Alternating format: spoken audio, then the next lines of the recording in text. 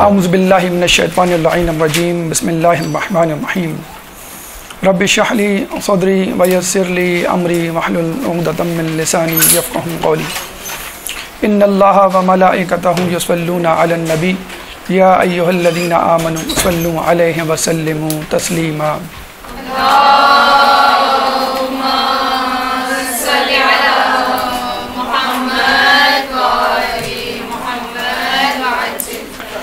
پچیس شوال ہمارے چھٹے امام امام جعفر صادق علیہ السلام کی شہادت. ایک درود پڑھ دیں محمد والے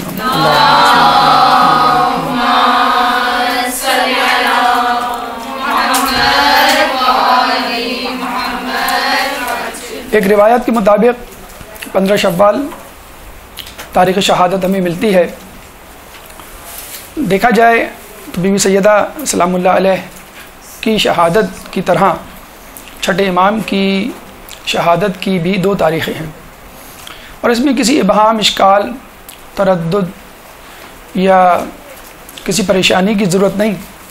دیکھا جائے جس طرح بی بی سیدہ کی 2 تاریخ شہادت کی صورت میں اللہ تعالیٰ نے ہمیں زیادہ سے زیادہ موقع فراہم کیا، یعنی 3 ہفتے کہ ہم بی بی سیدہ کا تذکرہ کریں، اور یہ پورا دور جو ہے پورے 3 ہفتے اور مدت جو ہے بی بی کی تاریخ، بی بی کی سیرت اور بی بی کے فضائل سنانے میں گزرتی ہے.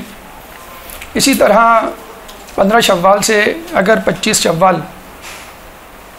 کے دن یعنی عشرہ جعفری کے حوالے سے منایا جائے اور امام جعفر کی سیرت اور ان کے علمی کارناموں اور ان کی اخلاقی پہلوؤں پہ گفتگو کی جائے تو کیا ہی اچھا ہو. اور یقیناً آپ اس بات کا استحقاق رکھتے ہیں کہ ان کے ماننے والے عشرہ کیا بلکہ عشرے ان کے علمی کارناموں اور ان کے فضائل پر جو ہے صرف کریں اور ان سے منسوب کارنامے لوگوں کے سامنے آشکار کریں. دوسری اہم بات اگر آپ غور کریں تو ہمارے چھٹے امام اور ائمہ کی بنسبت اغیار میں، اصحاب میں نہیں، اغیار میں زیادہ مشہور ہیں، بلکہ مذہب اہل بیت کے ماننے والوں کو جعفری کہا جاتا ہے. علوی، حسنی، رضوی، مہدوی نہیں کہا جاتا بلکہ جعفری کہا جاتا ہے. لیکن اگر آپ غور کریں کہ کیا وجہ ہے کہ ہمارا فقہ علوی، حسنی یا رضوی یا مہدوی کے نام سے نہیں بلکہ جعفری کے نام سے مشہور ہے، اور آپ یہ غور کریں کہ امام جعفر ہی کیوں مشہور ہیں اور دیگر امام کیوں نہیں مشہور ہوئے. لیکن اس سے پہلے کہ ہم یہ بات آپ کو بتلائیں کہ امام جعفر کیوں مشہور ہوئے، پہلے ہمیں ان ائمہ کی طرف توجہ دینی چاہیے کہ جو مشہور ہوئے. مثلا ہمارے پہلے امام امیر المومنین مولا کائنات اللہم صلی علی محمد وعلی محمد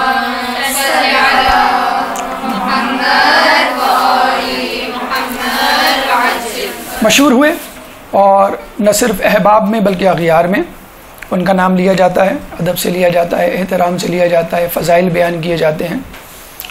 اور ہمارے آخری امام محمد مہدی سلام اللہ علیہ عجل اللہ تعالی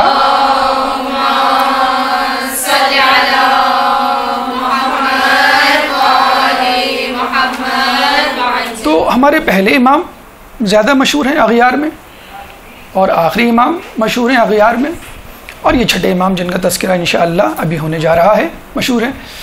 تو یہ جو پہلے امام اور آخری امام جو مشہور ہیں اس کی اگر علت پر غور کریں تو آپ کو معلوم ہوگا فضائل اپنی طرف، اخلاق حسنہ اپنی طرف، تاریخی واقعات اپنی طرف، جو قدر مشترک ان دونوں کو بناتی ہے اور معروفیت، معرفت نہیں، معروفیت یا مشہوریت کے درجے پہ لے کے جاتی ہے، وہ ہے ان کی حکومت، اقتدار اور طاقت. امام علی کو خلافت ظاہری ملی اور دشمنوں کے لیے بھی مجبوری تھی کہ وہ ان کی خلافت کو تسلیم کریں. آنے والے دور میں بھی لوگوں نے تعاون و کرہن جن لوگوں نے قبول کیا ان کو کرنا پڑا. اور جب ہمارے 12ویں امام کا ظہور ہوگا تو بھی آپ ایک حکومت الہی کے حامل ہوں گے اور پوری دنیا پر ان کا تسلط ہوگا، ایسی حکومت جو آج تک کسی امام کو نصیب نہیں ہوئی۔ تو ان دونوں امام، پہلے اور آخری امام میں جو قدر مشترک ہے یا جو ہمیں علت سمجھ میں آتی ہے لوگوں میں مشہور ہونے کی، وہ ان کی حکومت، اقتدار، تسلط اور طاقت۔ لیکن ایک غیر جانبدارانہ سوچ رکھنے والا یا ایک غیر مذہبی شخص جب اس کو یہ بات بتلائی جائے تو وہ یہ کہے گا یہ تو کوئی ایسی بڑی بات نہیں، تاریخ میں بہت سے ایسے حکمران گزرے ہیں جو لوگوں میں مشہور ہیں، تو حکمرانی یا طاقت کوئی ایسی بڑی بات نہیں۔ ہم معرفت کی بات نہیں، معروفیت یعنی مشہوریت کی بات کر رہے ہیں۔ تو اب نگاہ اٹھا کے ہم جب چھٹے امام کی طرف دیکھتے ہیں تو ہم دیکھتے ہیں کہ ان کے پاس تو کوئی حکومت نہیں تھی، کوئی تسلط نہیں تھا، تو کوئی طاقت نہیں تھی، کوئی حکمرانی نہیں تھی، کوئی جاہ و جلال یا حشمت نہیں تھی، بلکہ ان کے پاس تو لوگ آئے، بنو عباس کے لوگ آئے، بنو امیہ کے لوگ آئے، آپ ہمارا ساتھ دیجئے، ہم آپ کو حق دلوائیں گے، ہم آپ کو حکومت دلوائیں گے، ہم آپ کو خلیفہ بنوائیں گے۔ اب بہت اچھا موقع تھا کہ امام جو ہے وہ حکومت لے لیتے اور پھر فقہ جعفری کی بنیاد رکھتے، پھر جو ہے مذہب اہل بیت کی ترویج اور ترقی میں کوئی کام کرتے تو وہ جلدی اور سرعت سے اور اثر پذیری سے لوگوں میں سرایت کرتا۔ لیکن نہیں، امام نے بتلا دیا کہ میں سیرت رسول کا ماننے والا، اس پہ چلنے والا ہوں، جس طرح خود رسول اکرم صلی اللہ علیہ وآلہ وسلم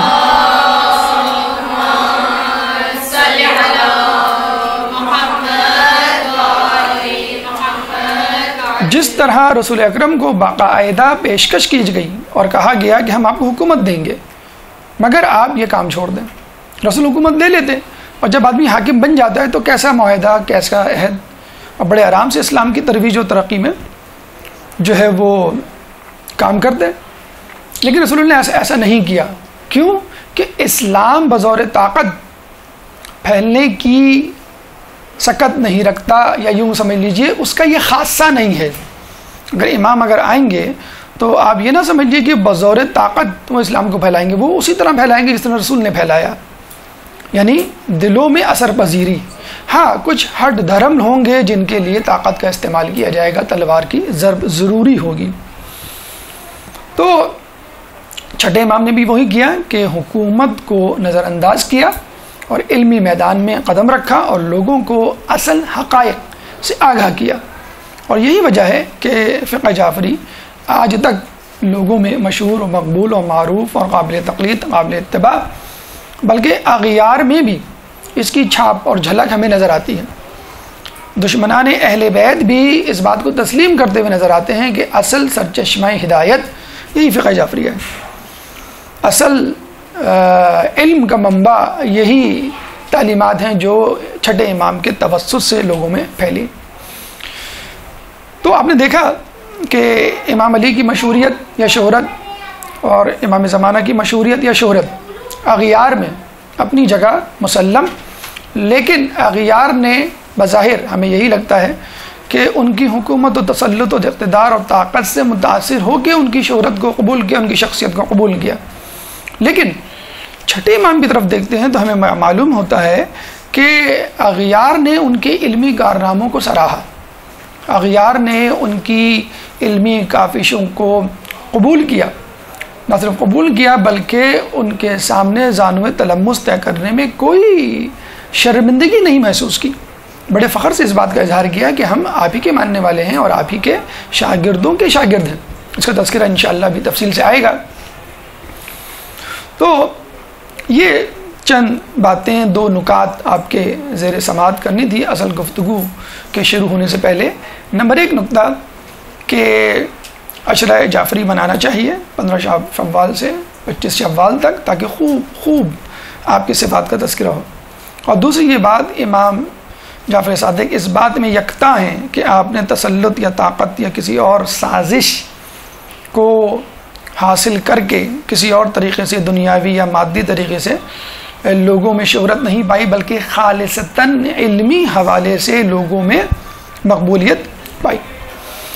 ہماری گفتگو انشاءاللہ 25 شوال کے حوالے سے امام جعفر صادق کے حوالے سے سیرت امام صادق علیہ السلام ہے۔ اس گفتگو کے 10 مرحلے انشاءاللہ آپ کے سامنے پیش کیے جائیں گے۔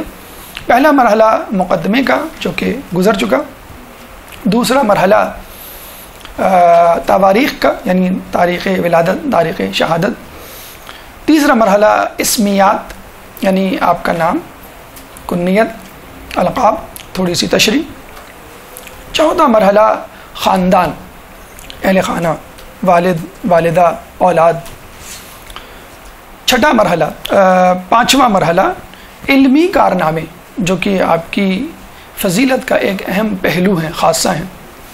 چھٹا مرحلہ اخلاقی کمالات، علم کے ساتھ اخلاق میں کس درجے پر آپ فائز ہیں، اخلاق کی کیا معراج آپ کے اندر پائی جاتی ہے۔ ساتواں مرحلہ کرامات، اگر کسی شخص میں علم، اخلاق اور فضائل کے تمام پہلو نظر آئیں تو یقیناً اللہ تعالیٰ اس کا ہاتھ بن جاتا ہے، اس کے کان بن جاتا ہے، اس کی آنکھیں بن جاتا ہے، اور پھر کرامات کا ظہور ہوتا ہے۔ جب ایک عام انسان کے ساتھ ایسا ہو تو امام معصوم کے ساتھ کیوں نہیں ہو سکتا۔ تو ساتواں مرحلہ امام کے کرامات کے حوالے سے گفتگو کی جائے گی۔ آٹھواں مرحلہ بادشاہان وقت، امام کے دور میں کون بادشاہ تھے اور انہوں نے کس طرح امام کو تنگ کرنے کی کوشش کی، ذلیل کرنے کی، نعوذ باللہ رسوا کرنے کی کوشش کی، اور خود کس طرح ذلیل اور رسوا ہوئے۔ اور یہ اس لیے بھی ضروری ہے کہ تعرف الاشیاء بازدادہا، کہ اشیاء کو ان کی ضدوں سے پہچانو۔ اگر آپ امام کی معرفت تک نہیں پہنچ سکتے، جو کہ نہیں پہنچ سکتے، حقیقت میں کسی بھی امام کی حقیقی معرفت ہمارے لیے ممکن نہیں، تو ٹھیک ہے آپ ان کے دشمنوں کو دیکھ لیجئے اور اس کو الٹا کر دیجئے۔ ان کے دشمن رذالت، فاسقیت، گناہگاری، معصیت کے اعتبار سے پستیوں کی پستی میں ہیں، اور اس کو الٹا کر دیں تو ہمارے امام جو ہیں وہ فضائل کے اعتبار سے، علم کے اعتبار سے، اخلاق کے اعتبار سے بلندیوں کی بلندی پر ہیں۔ آٹھواں مرحلہ جیسے ہم نے بتایا بادشاہ وقت کا مختصراً تذکرہ ہوگا۔ نواں مرحلہ اصحاب کا، ایک رخ مذہب اہل بیت اور اہل بیت کے دشمنوں کا، دوسرا رخ مذہب اہل بیت کے ماننے والوں کا، مذہب اہل بیت کو پھیلانے والوں کا، آئمہ کے اصحاب کا، آئمہ سے محبت کرنے والوں کا اور ان کے لیے دم بھرنے والوں کا۔ تو نواں مرحلہ ہمارا اصحاب امام۔ آخری مرحلہ 10واں مرحلہ کلام آخر۔ اللہ تعالیٰ سے دعا ہے کہ ان تمام مراحل پر بخوش اسلوبی سے پرخلوص نیت کے ساتھ گزرنے کی توفیق عطا فرما، گفتگو کو، بحث کو سمجھنے کی توفیق عطا فرما، اور پھر ہم سب کو اس پہ عمل کرنے کی توفیق عطا فرما۔ ایک درود پڑھ دے محمد والے محمد پہ۔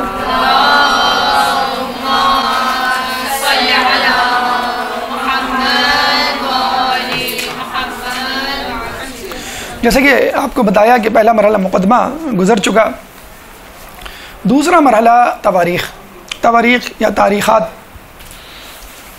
کو اگر ہم لیں تو تاریخ ولادت، آپ کی تاریخ ولادت 17 ربیع الاول 83 ہجری 83 ہجری 17 ربیع الاول 17 ربیع الاول جیسے ہی ہمارے ذہن میں آتی ہے فوراً ہی رسول اکرم صلی اللہ علیہ وآلہ وسلم، اللہم صلی علی محمد وعلی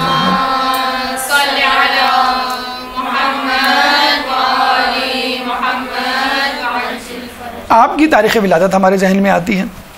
تو گویا رسول اللہ نے اپنی ولادت میں چھٹے امام کو یاد رکھا اور اپنی شہادت میں دوسرے امام کو یاد رکھا، اور صرف تواریخ ہی نہیں، علم کا، ثقافت کا یا کسب معاش کا، کرامات کا، جو بھی پہلو آپ لیں کہیں نہ کہیں رسول کی سیرت آپ کو جھلکتی ہوئی نظر آئے گی۔ اولنا محمد و اوسطنا محمد و آخرنا محمد و کلنا محمد۔ عام لوگوں کے لیے تاریخ کی تطبیق ان کے اذہان کو متوجہ کرتی ہے، ارے یہ وہی تو ہیں جن کی تاریخ ولادت رسول کی تاریخ ولادت کے برابر، ارے یہ وہی تو ہیں کہ جن کی تاریخ شہادت رسول کی تاریخ ہوئی، یہ وہی تو ہیں انہوں نے جو کارنامہ انجام دیا وہ رسول نے بھی انجام دیا، یہ وہی تو ہیں جن کا لقب صادق ہے اور رسول کا لقب بھی صادق تھا۔ دیکھا آپ نے؟ تو الحمدللہ ہمارے ائمہ میں نہ صرف رسول کی سیرت کی جھلک نظر آتی ہے بلکہ رسول سے پہلے جو انبیاء گزرے ہیں ان کی کرامات کی جھلک نہ صرف اماموں میں بلکہ ائمہ کے شاگردوں اور اصحاب میں بھی نظر آتی ہے، جس کا تذکرہ انشاءاللہ ابھی آگے آئے گا۔ 17 ربیع الاول آپ کی ولادت، جو کہ رسول اللہ کی بھی ولادت ہے، اور لطف دوبالا ہو جاتا ہے اگر دو خوشیاں ایک ساتھ آ جائیں، کہ دو اماموں کی دو معصوموں کی ولادت ایک ساتھ آ جائے تو آپ کی خوشیاں دوبالا ہو جاتی ہیں۔ ایک اور وجہ، ایک اور اہمیت اس 17 ربیع الاول کی، جو غالباً آپ نے توضیح المسائل میں بھی پڑھی ہوگی، کہ سال میں جو 4 اہم ترین دن ہیں جس میں روزے کی خصوصی طور پہ تاکید، ایک تو مستحب روزے ہیں 10ویں تاریخ کے بعد پہلا بدھ، پہلی جمعرات، آخری جمعرات 13، 14، 15، اور اس کے علاوہ جو ایام ہیں ولادت، شہادت بھی اگر آپ روزے رکھیں وہ بھی استحباب، لیکن جو خاص تاکید 4 دنوں میں کی گئی ہے ان 4 دنوں میں یہ 17 ربیع الاول شامل ہے۔ 17 ربیع الاول، 18 ذی الحج یوم غدیر، 27 رجب شب معراج، اور 25 ذی القعدہ دھاول ارض، جب دنیا جو ہے وہ پھیلائی گئی۔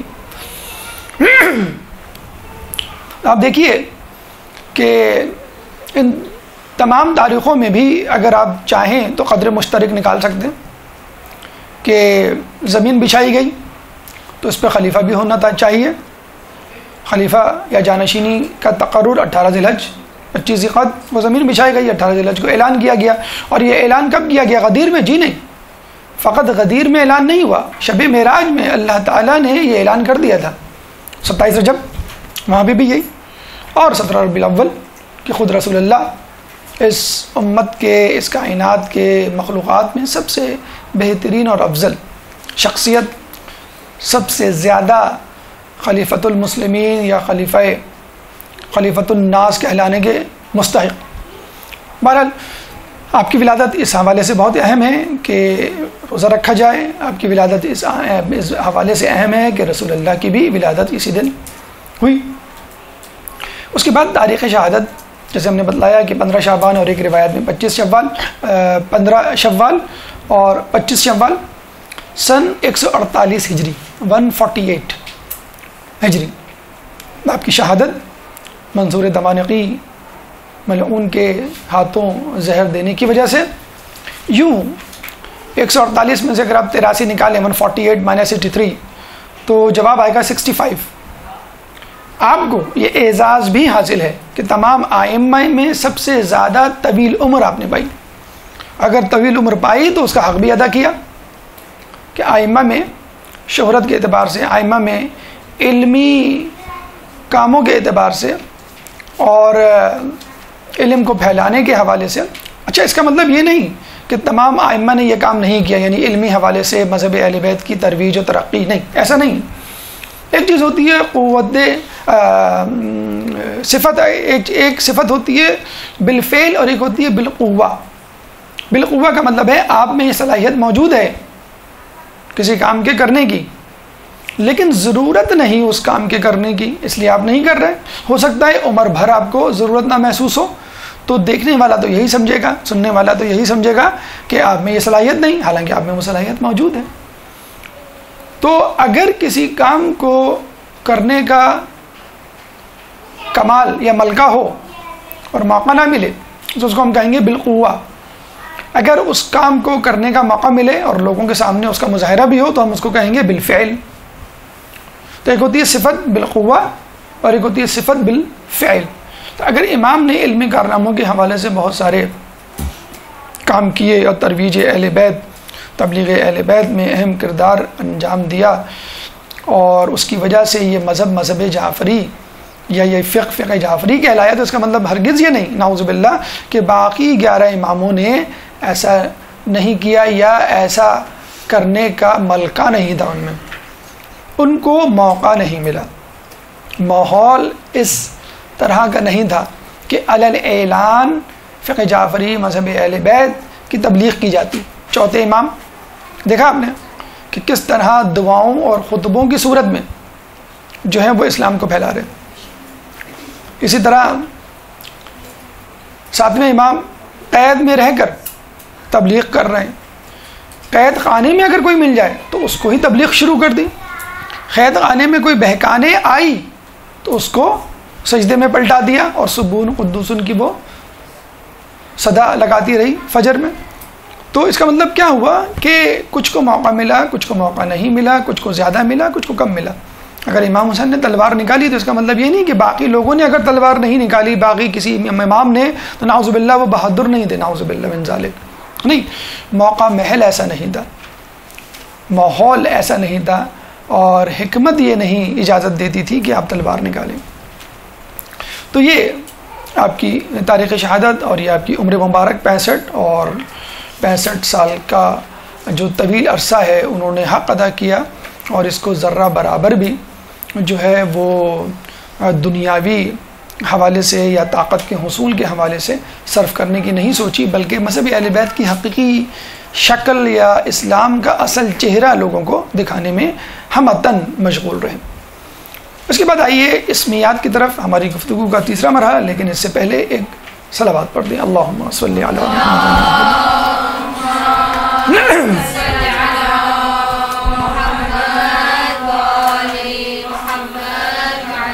نام آپ کا جعفر، عربی میں اسم کے حوالے سے 3 اوزان ہمیں ملتے ہیں، ثلاثی مجرد یعنی 3 حرفوں پر مشتمل، رباعی مجرد 4 حرفوں پر مشتمل، اور خماسی مجرد یعنی 5 حرفوں پر مشتمل۔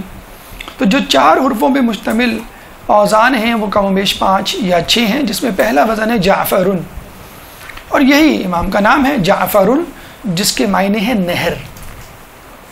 اور یہ بھی روایتوں میں ملتا ہے کہ جنت میں ایک نہر کا نام جعفر ہے۔ ٹھیک، اس میں عام بھی ہو گیا، اس میں خاص بھی ہو گیا۔ اور علماء اعلام نے یہ نقطہ نکالا کہ جو لوگ مذہب اہل بیت کے ماننے والے ہیں، فقہ اہل بیت پر عمل پیرا ہیں، وہ گویا اس علمی دریا سے سیراب نہیں ہو رہے، بلکہ وہ اس بہشتی نہر کی طرف گامزن ہیں جو قیامت میں ان کی پیاس بجھانے کا سبب بنے گی۔ جس نے دنیا میں فقہ جعفریہ کی نہر یا دریا سے سیراب ہونے کا انتظام کیا، گویا اس نے اپنا سفر جنت کی نہر جعفر کی طرف جاری کیا، اور اس کا اختتام اسی نہر پہ ہوگا۔ تو علم کی نہر جعفر کا اختتام جنت کی نہر یعنی جعفر میں ہوگا انشاءاللہ تعالی۔ کنیت ابو عبداللہ، آپ کے صاحبزادے عبداللہ کے نام پر، لقب صابر، فاضل اور صادق۔ صادق لقب یقیناً بہت مشہور اور معروف ہے، اس میں نکتہ بھی ہے اور علت بھی ہے۔ نکتہ یہ ہے کہ گویا اللہ یہ بتلانا چاہ رہا ہے کہ دیکھو رسول تبلیغ سے پہلے ہی صادق اور امین مشہور ہو گئے، کہ اگر وہ کوئی بات کریں تو کوئی کہہ ہی نہیں سکتا کہ تم جھوٹ بول رہے ہو، تم جھوٹے ہو۔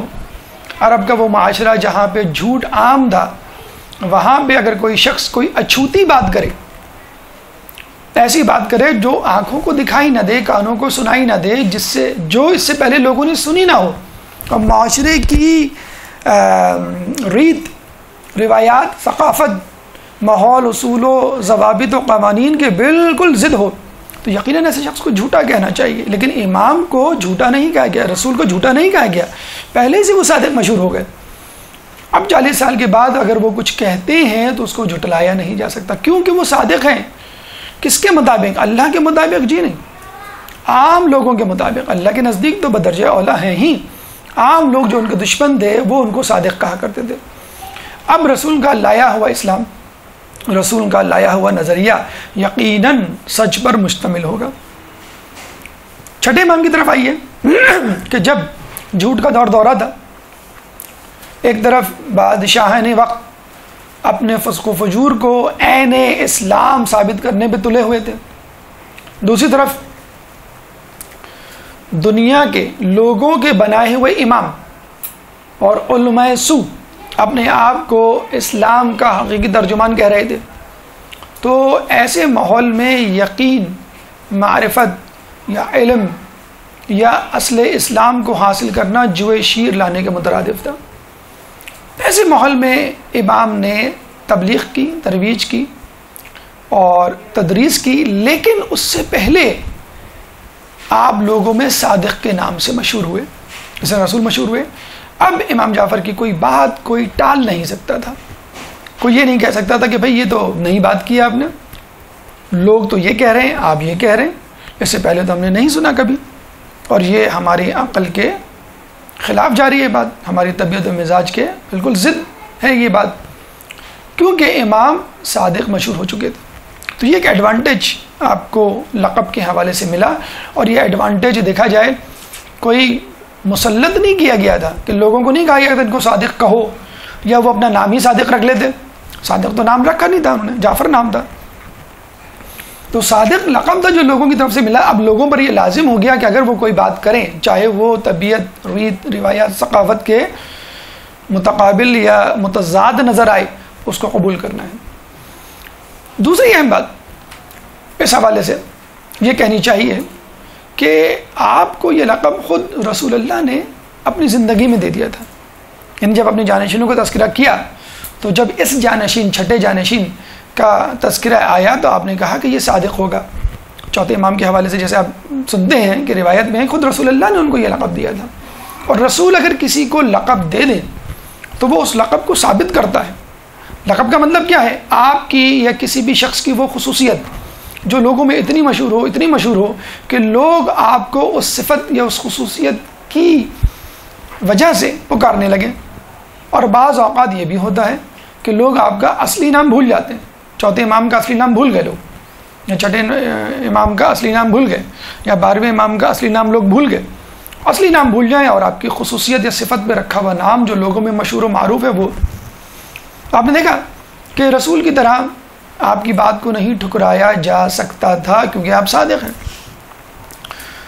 اور کیوں آپ صادق ہیں؟ اس لیے بھی کہ رسول نے آپ کا نام جو ہے وہ صادق رکھا. تو یہ دو علتیں, دو وجوہات, اور یہ نقطہ کہ آپ کے صادق ہونے کی وجہ سے آپ کو یہ ایج ملا, ایک ایڈوانٹیج ملا. آگے چل کر 12ویں امام کی ولادت اور 11ویں امام کی شہادت کے وقت لوگوں کو ایک اور علت پتہ چلی کہ اس کی ایک وجہ یہ بھی ہے. جیسے دیکھیں قرآن کی آیات کے کئی مفاہیم ہیں. ایک جگہ تو آیا کہ 70 ظاہری 70 باطنی مفاہیم ہیں.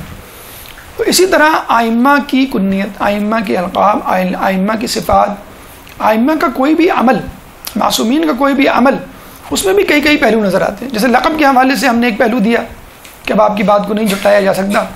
تو آپ دیکھیے کہ اب 11ویں امام کی جب شہادت ہوئی, 12ویں امام کی ولادت ہوئی, تو ایک شخص جو 11ویں امام کا چچا تھا اس نے دعویٰ امامت کر دیا. کیوں؟ کہ 12ویں امام غیبت میں چلے گئے تھے, اور دعویٰ امامت میں وہ شخص اتنا آگے بڑھا کہ 11ویں امام کی نماز جنازہ پڑھنے کے لیے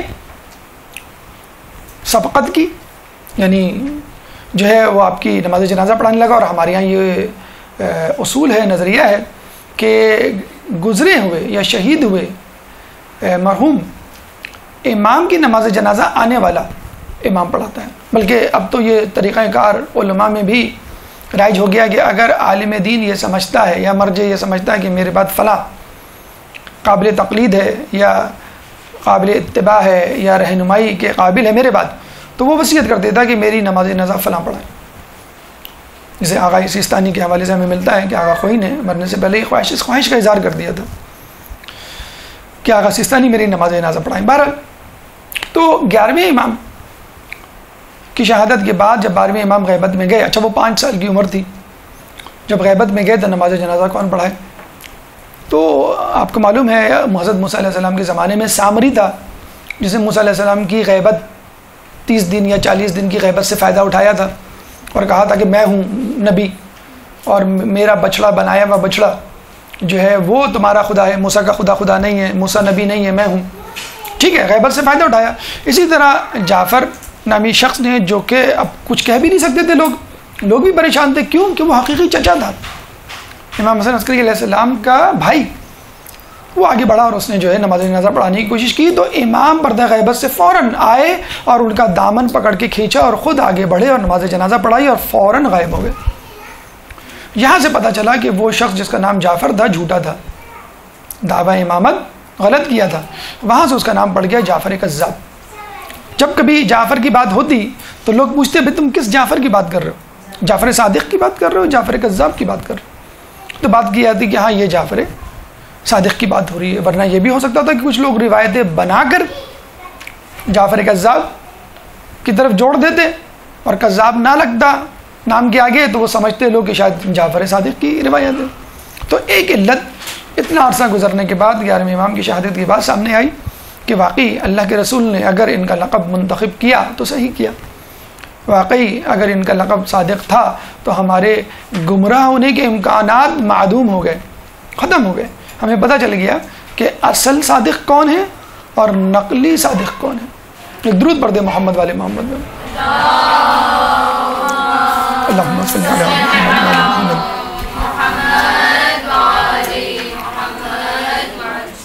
تو آپ کا لقب صادق، صابر، فاضل، آپ کی کنیت ابو عبداللہ، نام جعفر گفتگو میں آپ نے سنی۔ اب آئیے اہل خانہ یا خاندان کی طرف، ہماری گفتگو کا چوتھا مرحلہ۔ والد، ہمارے یہاں ہر امام کے والد سابق امام ہوا کرتے ہیں، تو چھٹے امام امام جعفر صادق کے والد پانچویں امام امام باقر علیہ السلام۔ والدہ ام فروہ، تذکرہ کرنا اس لیے ضروری ہے کہ ان کے خاندان کی طرف اگر ہم جائیں تو جسے کہتے ہیں کہ بھویں تھوڑی سی اوپر ہو جائیں گی، ماتھے پہ شکنیں آ جائیں گی، لیکن جب آپ حال احوال سنیں گے تو آپ حیران ہوں گے کہ بھئی وَتُخْرِجُ الْمَيَّ مِنَ الْحَيِّ وَتُخْرِجُ الْمَيَّ مِنَ الْحَيِّ والی جو ہے صورتحال ہے کہ اللہ تعالیٰ بے جان سے جاندار کو، جاندار سے بے جان کو نکالتا ہے۔ اللہ جو ہے غلط لوگوں میں صحیح لوگ اور صحیح لوگوں میں غلط لوگ پیدا کر دیتا ہے۔ ام فروہ بنت قاسم بنت محمد بن ابی بکر، ام فروہ بنت قاسم، قاسم کی بیٹی۔ قاسم کون؟ اپنے زمانے میں 7 عظیم فقہا میں ان کا شمار ہوتا تھا۔ کون قاسم؟ بنت ابن قاسم ابن محمد، محمد کی بیٹی۔ کون محمد؟ محمد بن ابی بکر، پہلے خلیفہ کے بیٹے، جن کے بارے میں حضرت علی کہا کرتے تھے کہ یہ پہلے خلیفہ کے صلب سے ہے لیکن میرا بیٹا کہلانے کا حقدار ہے۔ کیوں؟ کہ پہلے خلیفہ کے دوستان، حمایتان اور جانثاران علی کے مقابل کھڑے ہوا کرتے تھے، اور محمد بن ابی بکر پہلے خلیفہ کے بیٹے ہونے کے باوجود علی کے ساتھ کھڑے ہوا کرتے تھے۔ جنگ صفین، جنگ جمل، اس کے علاوہ جتنی بھی جنگیں ہوئیں، جنگ جمل میں، ہاں جنگ صفین نہیں، جنگ جمل، کیونکہ جنگ جمل میں ہی ان کی شہادت ہوئی۔ جنگ جمل میں جو ان کی شہادت ہے وہ سننے کے قابل ہے کہ حاکم شام نے محمد بن ابی بکر کو زندہ گدھے کی کھال میں سی کر جلا دیا تھا۔ اتنی سخت سزا اور موت سے ہمکنار کیا، کس لیے؟ شیعان علی یا علی کا دم بھرنے کی وجہ سے۔ بہرحال کچھ لوگ یہ سوال کیا کرتے ہیں کہ رسول اللہ نے اپنے آنے والے دور کی نشاندہی واضح طور پر کیوں نہ کی، اپنے دشمنان کا واضح نام کیوں نہیں لیا، اپنے دشمنوں کو اپنی زندگی میں قلاقمہ کیوں نہیں کر دیا، ان کا خاتمہ کیوں نہیں کر دیا؟ تو اس کا جواب یہ ہے کہ بہت سارے افراد ایسے تھے جن کے خاندان میں آگے چل کر محبان اہل بیت کو پیدا ہونا تھا۔ محمد بن ابی بکر یا جناب قاسم یا جناب ام فروہ اس کی بہترین مثال ہے۔ ایک درود پڑھ دے محمد والے محمد میں، اللہم صلی علی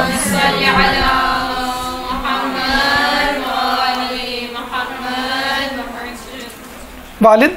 والدہ کا تذکرہ آپ کے سامنے کیا گیا۔ اولاد 10 اولادیں ہیں شیخ مفید کی تحقیق کے مطابق۔ اہم ترین اولادوں میں 2 اولاد کا تذکرہ ضروری ہے۔ ایک تو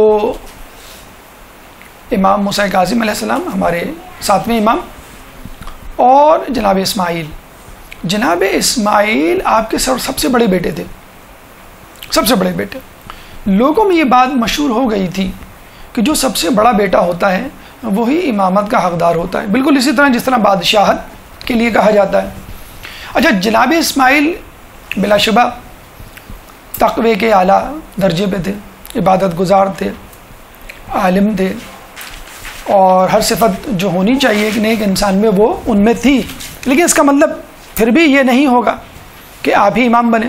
ہر نیک شخص امام نہیں بن سکتا.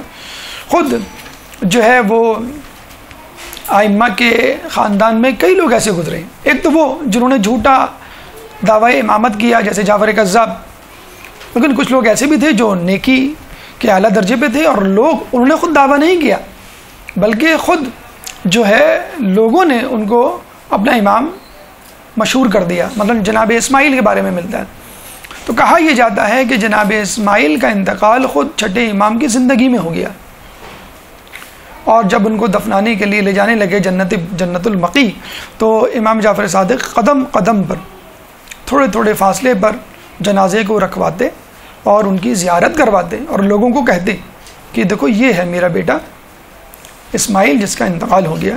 اور اللہ تعالیٰ نے امامت کے سلسلے میں جس طرح اپنی حجت کو اس دفعہ آشکار کیا ہے اس سے پہلے کبھی آشکار نہیں کیا. یعنی اگر امامت کے حوالے سے کسی کو کوئی شک یا شبہ ہو جائے اور اس کا اشکال پیدا ہو جائے اور اس کا جواب تلاش کرنے نکلے تو ہو سکتا ہے بہت سارے جواب اس کو مل جائیں، لیکن یہ بھی تو ممکن ہے کہ جواب میں وہ وزن نہ ہو اور وہ مطمئن نہ ہو. تو چنانچہ امام نے کہا کہ اس اشکال کو دور کرنے کے لیے اللہ تعالیٰ نے جو طریقہ اپنایا ہے، یعنی امام کو سمجھنے والے، غلط یا جھوٹا امام سمجھنے والے، اس امام کو، لوگوں کے بنائے ہوئے امام کو جو اس دنیا سے جو رخصت کر دیا میری ہی زندگی میں، تاکہ لوگوں میں مکمل طور پہ یہ بات ثابت ہو جائے کہ میرے بعد اسماعیل کسی طور پر بھی امام نہیں ہو سکتے. وہ چھٹے امام کی زندگی ابھی باقی تھی، لیکن بہرحال کچھ لوگوں نے جو ہے جناب اسماعیل کو اپنا امام جانا، اور جب ان سے کہا کہ ابھی ان کا تو انتقال ہو گیا ہے، انہوں نے کہا کوئی بات نہیں، ان کے جو بیٹے ہیں ہم ان کو اس کے بعد امام مان لیں گے. اس کے بعد جو ان کے بیٹے ہیں، ان کے بیٹے اس طرح کرتے کرتے کرتے یہ فرقہ شروع میں اسماعیلی کہلایا. یہ فرقہ شروع میں اسماعیلی کہلایا. اب یہ سلسلہ چلتا رہا. ساتویں امام موسیٰ کاظم نہیں تھے بلکہ کون تھے؟ جناب اسماعیل. پھر 8ویں 9ویں 10ویں 11ویں 19ویں امام پر پھر یہی اشکال وارد ہوا. کون سا؟ کہ امام کا بڑا بیٹا بنے یا دوسرا بیٹا جو علم و فضائل میں بہت یکتا اور آگے ہے. بالکل یہی صورتحال بعد میں پیش آ گئی. پھر وہاں پھر جھگڑا شروع ہو گیا. لوگوں نے کہا نہیں بڑے بیٹے کو ہونا چاہیے، دوسرے نے کہا نہیں کہ جو علم و فضائل میں یکتا اس کو ہونا چاہیے. وہاں سے پھر آغا خانی اور بہری کی جو ہے فروعات شروع ہوئی. یعنی کچھ لوگوں نے کہا کہ نہیں بڑے بیٹے کو جس طرح کہ پہلے کہا گیا ہم اس کو مانیں گے. ان کو اسماعیلی یا آغا خانی فرقہ کہا گیا. یعنی پہلے بہری اور اسماعیلی دونوں ایک ہی ہوا کرتے تھے اور دونوں کو اسماعیلی کہا جاتا تھا. اب اسماعیلی فقط آغا خانیوں کو کہا جاتا ہے، حالانکہ بہری بھی ایک زمانے میں اسماعیلی تھے. ٹھیک ہے. تو 19ویں امام کے بعد جو ہے اسماعیلی الگ ہو گئے اور بہری الگ ہو گئے. اب ان دونوں کے امام الگ ہیں اور ان کے ہاں اس باطل امامت کا سلسلہ جو ہے وہ ابھی بھی جاری ہے. تو یہ ایک بہت اہم واقعہ جو مد نظر رکھنا ضروری ہے، اور یہی وجہ ہے کہ ہمارے ہاں لفظ فقط شیعہ نہیں کہا جاتا بلکہ شیعہ اثنا عشری کہا جاتا ہے. اثنا عشری کا مطلب ہے 12 امامی شیعہ. صحیح بخاری صحیح مسلم کی روایات کے مطابق اور سید سلیمان قندوزی کی لکھی ہوئی کتاب یا نبی المودہ کے مطابق، کنز الاموال کے مطابق اور دیگر اغیار کی کتابوں میں یہ حدیثیں اور 12 کا عدد موجود ہے.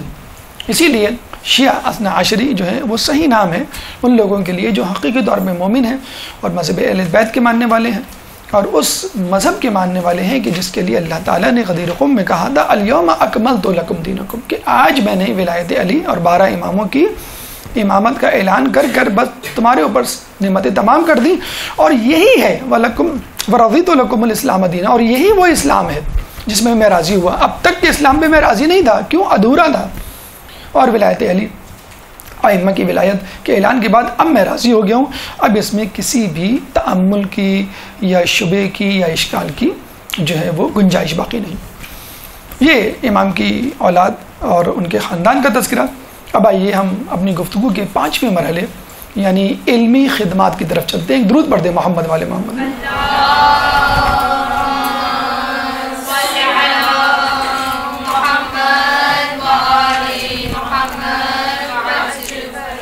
علمی کارنامے کے حوالے سے آپ کے یہاں گفتگو ہو چکی، اس سے پہلے بھی اور انشاءاللہ آئندہ بھی ہوگی۔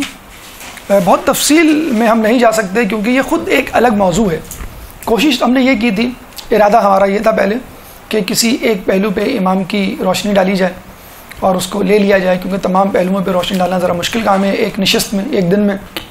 لیکن پھر یہ ذہن میں خیال آیا کیونکہ پہلی مرتبہ ہم چھٹے امام کی سیرت پہ گفتگو کر رہے ہیں تو کیوں نہ ان کی سیرت کا ایک اجمالی خاکہ آپ کے سامنے پیش کیا جائے۔ اس کے بعد انشاءاللہ اللہ تعالیٰ نے توفیق دی، وقت ملا، فرصت ہوئی تو الگ الگ پہلوؤں پر گفتگو کی جائے گی۔ مثلا علمی کارنامہ خود ایک پہلو ہے، فقہ جعفریہ خود ایک پہلو ہے، پھر امام کے حوالے سے جو علمی انکشافات ہیں، سائنسی انکشافات ہیں، وہ خود ایک اپنا علمی پہلو ہے۔ بہرحال علمی کمالات پر گفتگو کرنے سے پہلے اس زمانے کا درک ہونا چاہیے کہ جس زمانے میں امام پیدا ہوئے، جس زمانے میں امام نے شہادت پائی۔ 83 ہجری سے لے کر 148 ہجری کا وہ ایک یونیک یکتا دور ہے کہ جس میں بنو امیہ کی سلطنت بنو عباس کی سلطنت میں ٹرانسفارم ہوئی۔ فقط نام بدلا، کام نہیں بدلا۔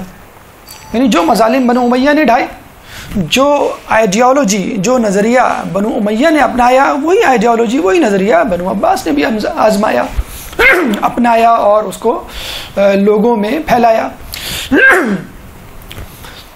جب بنو امیہ کا آخری حکمران آیا تو اس نے امام کو یہ آفر کی کہ آپ ہمارے ساتھ مل جائیں۔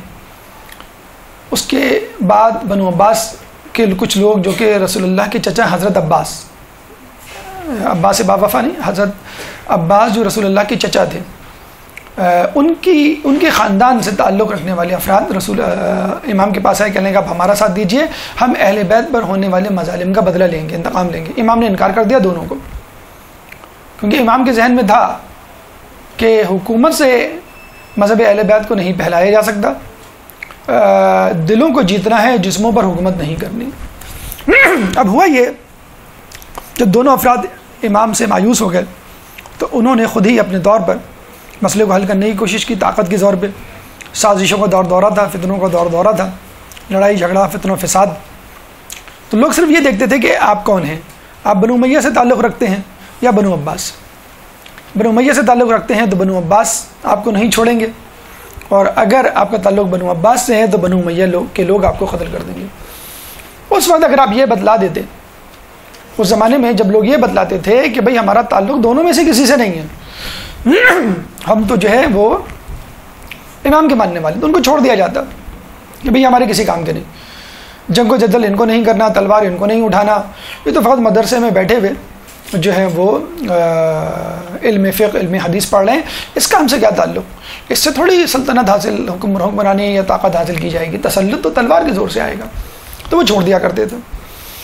اب اس میں امام کو آپ یہ دیکھ لیجئے کہ جسے یہ سمجھ لیجئے کہ کسی کو پانی میں ڈبویا جا رہا ہو، غرق کیا جا رہا ہو، اور تھوڑی دیر کے لیے اس کو چھوڑ دیا جائے اور اس کی سانس بحال ہو اور وہ سمندر کی سطح سے اوپر آئے، تو وہ جو کچھ کر سکتا ہے اپنی بقا کے لیے یا کسی کام کو جو انجام دینا چاہتا ہے وہ کرے گا۔ یہ سمجھ لیجئے تمام ائمہ میں چھٹے امام کو یہ موقع مل گیا کہ لوگوں کی ذرہ برابر بھی توجہ آپ کی طرف نہیں دی کہ آپ کیا کر رہے ہیں، کیا نہیں کر رہے ہیں، دے ڈیم کیئر۔ علم پھیلا رہے ہیں، کوئی بات نہیں، پھیلاؤ، ہمارا اس سے کیا تعلق، علم ہمارے لیے کوئی اہم کام ہے ہی نہیں۔ امام نے علی اعلان، پہلی مرتبہ ایسا ہوا کہ امام نے علی اعلان فقہ جعفری، مذہب اہل بیت اور اسلام کے اصل چہرے کو لوگوں کے سامنے پیش کیا۔ فائدہ اس زمانے میں فقط امام کو نہیں ہوا بلکہ امام کے ماننے والوں کو ہوا، اور سب سے بڑھ کر ایک عجیب فائدہ ان لوگوں کو ہوا کہ جو امام کو مانتے تو تھے لیکن ڈر خوف کی وجہ سے امام کی طرف رجوع نہیں کرتے تھے۔ کسی کو پتہ چل گیا تو کیا ہوگا؟ کچھ لوگ تھے، ابھی بھی آپ کو کچھ لوگ ایسے مل جائیں گے، ابھی جو ہے ہمارے ہاں جو ہے مذہب اہل بیت کا فرمان جاری ہو جائے حکومت پاکستان میں، آپ دیکھیے لوگ کس طرح کھچے کھچے آپ کی طرف چلے آئیں گے. تو کچھ لوگ تو ہوا دیکھ رہے ہوتے ہیں نا، نقصان دیکھ رہے ہوتے ہیں. بہت سارے لوگ کہ جو اغیار میں سے تھے، مذہب اہل بیت کے ماننے والے تھے، نہیں تھے، انہوں نے بھی فائدہ اٹھایا. اور امام سے آ کے دیکھیے بنیادی اصول تو وہی ہے، بنیادی اصول تو یہی ہے کہ مثلا روزہ کیسے رکھا جائے گا؟ بھئی یہ طلوع آفتاب سے غروب آفتاب یا فجر سے لے کے مغرب دونوں جگہ یہی اصول ہے. لیکن اب مغرب یا رات یا غروب آفتاب کسے کہیں گے، اس پر بحث ہے. اب یہاں آ کر 10 منٹ 12 منٹ کا جو ہے وہ جھگڑا شروع ہو جاتا ہے کہ اتم الصیام الی اللیل، تو لیل کا کیا مطلب ہے، رات کسے کہتے ہیں، وغیرہ وغیرہ. تو ان لوگوں نے بھی امام کی طرف رجوع کیا کہ جو لوگ امام سے علم حاصل کرنا چاہتے تھے لیکن کمزوری ایمان یا نقصان کے خدشے کے باعث امام کی طرف رجوع نہیں کرتے تھے، اور وہ لوگ بھی آنے لگے. اور ان میں بڑی مشہور شخصیات بھی تھیں جن کا ابھی تذکرہ آگے آئے گا. اچھا یہ سنیے، یہ دیکھیے کہ کیا امام کی کوشش تھی، کاوش تھی، کیا توفیق خداوندی تھی، کیا ماشاءاللہ ان کی سرگرمی تھی کہ کتنے لوگ ان کے پاس آئے. کوئی میچ ہی نہیں ہے ان کے اسٹوڈنٹس کی کاؤنٹنگ کا ایز کمپیئر ٹو ادر امام. اگر آپ کو کہا جائے امام جعفر کے کتنے شاگرد ہیں، امام علی کے کتنے شاگرد، اس کو چھوڑیں، آپ تمام 11 اماموں یا 10 اماموں کے شاگردوں کو جمع کریں اور چھٹے امام کے شاگردوں کو جمع کریں اور دیکھیں ریشو کیا ہے. یہاں پہ نعوذ باللہ کسی کی تنقیص، تکذیب یا توہین مطلوب نہیں ہے، صرف بتلایا جا رہا ہے کہ امام کو موقع مل گیا تو انہوں نے اس کا حق ادا کر دیا. کسی اور امام کو موقع ملتا وہ بھی حق ادا کر دیتے. امام کو چھوڑ کے، چھٹے امام کو چھوڑ کے تمام ائمہ کے شاگردوں کی کل تعداد فقط 4,500 بنتی ہے، 4,500. اور خود امام جعفر صادق کے شاگردوں کی تعداد 4,000. تمام ائمہ کے شاگردوں کی تعداد 4,500 اور امام کے شاگردوں کی تعداد 4,000. تو آپ دیکھ لیجئے امام نے کتنا زیادہ فائدہ اٹھایا. فقط کوانٹیٹی یا تعداد کو مد نظر نہ رکھا جائے، کوالٹی کو بھی مد نظر رکھا جائے. کیوں؟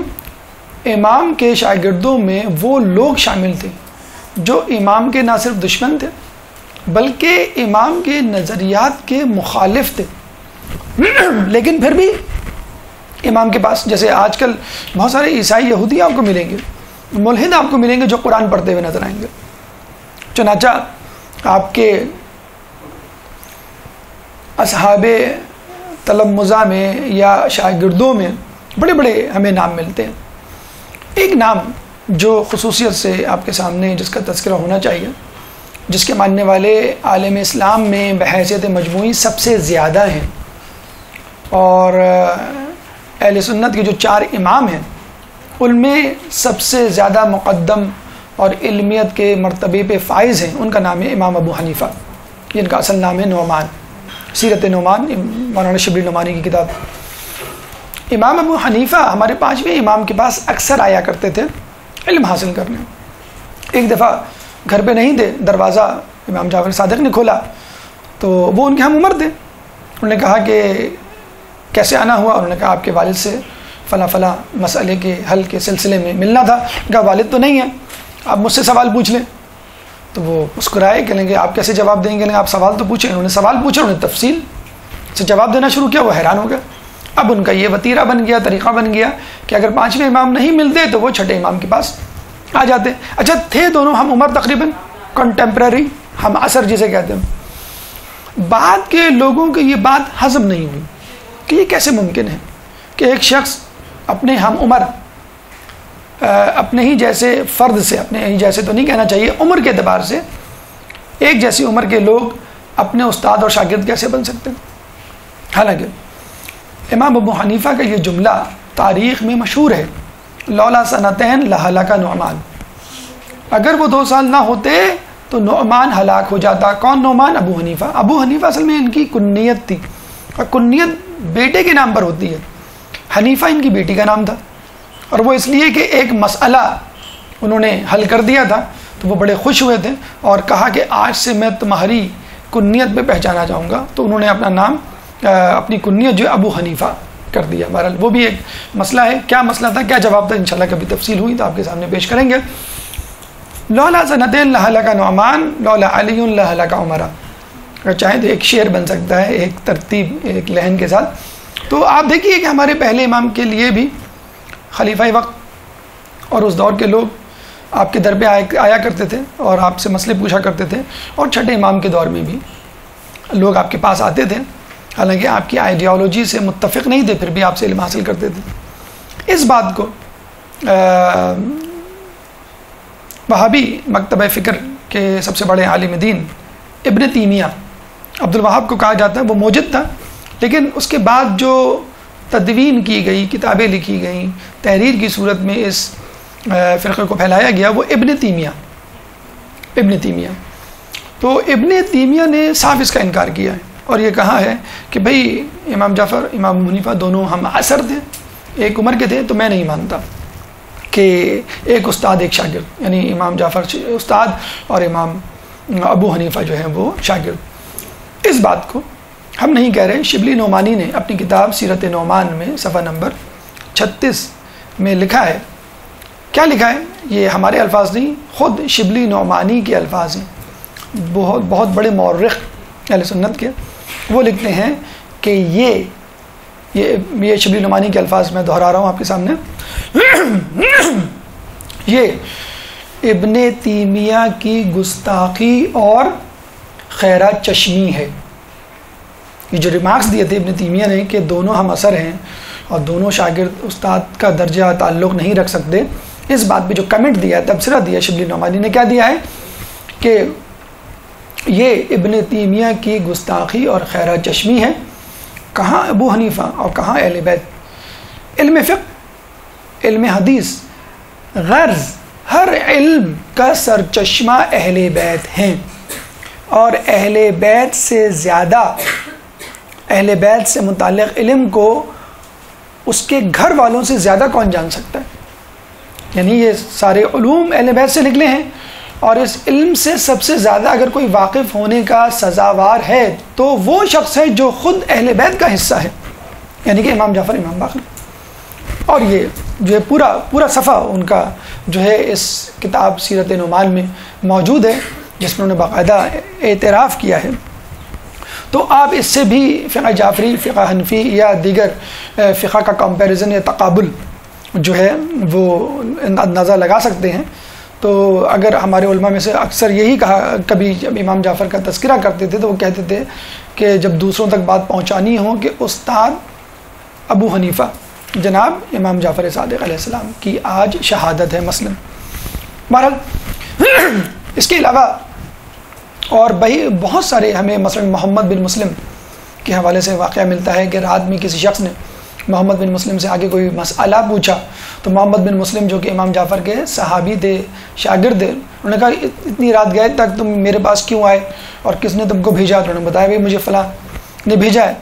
اور جب امام محمد بن مسلم دوسرے دن مسجد میں گئے تو پتہ چلا کہ جس کا نام لیا گیا تھا وہ شخص ممبر پہ بیٹھ کے کہہ رہا ہے اقول قال رسول اللہ اقول، یعنی رسول اللہ نے یہ کہا اور میں یہ کہتا ہوں۔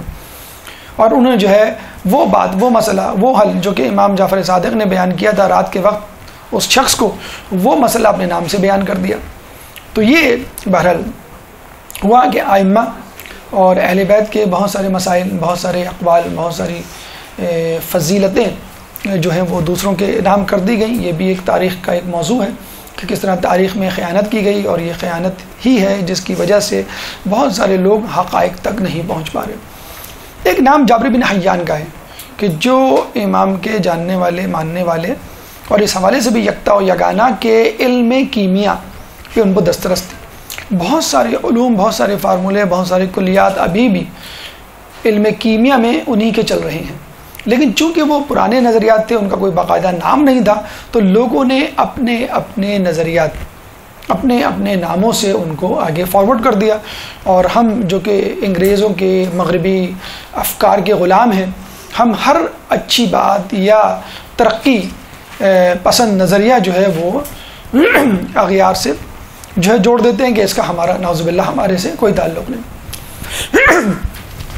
اچھا، فقہ جعفری آپ نے سنا کہ امام کے نام سے فقہ چلا اور فقہ جعفری جو ہے وہ مشہور ہوا، تو کیا امام نے فقط فقہ میں دسترس حاصل کی اور لوگوں کو اس طرف بلایا اور اس طرف دعوت دی؟ ایسا نہیں، امام نے ہر جگہ ہر شعبہ علم میں اپنے علمی کمالات کا مظاہرہ کیا، چاہے وہ علم فقہ ہو، چاہے وہ علم طب ہو، چاہے وہ علم فلسفہ ہو، چاہے وہ ملحدین کا کوئی نظریہ ہو، غرض ہر معاملے میں امام نے جو ہے وہ میدان مارا ہے۔ اس کی تفصیل ایک 5 منٹ کے وقفے کے بعد انشاءاللہ آپ کے سامنے پیش کریں گے کہ کس طرح امام نے فقہ جعفریہ کے علاوہ یا علم دین کے علاوہ دیگر شعبوں میں اپنی قابلیت کا سکہ جمایا۔ ایک درود پڑھ دیں محمد والے محمد پر۔ اعوذ باللہ من الشیطان اللعین الرجیم، بسم اللہ الرحمن الرحیم۔ گفتگو کا سلسلہ ہم وہیں سے شروع کرتے ہیں۔ ہماری گفتگو کا 5واں مرحلہ جاری تھا اور اس میں ہم نے علمی کمالات کا تذکرہ شروع کیا تھا۔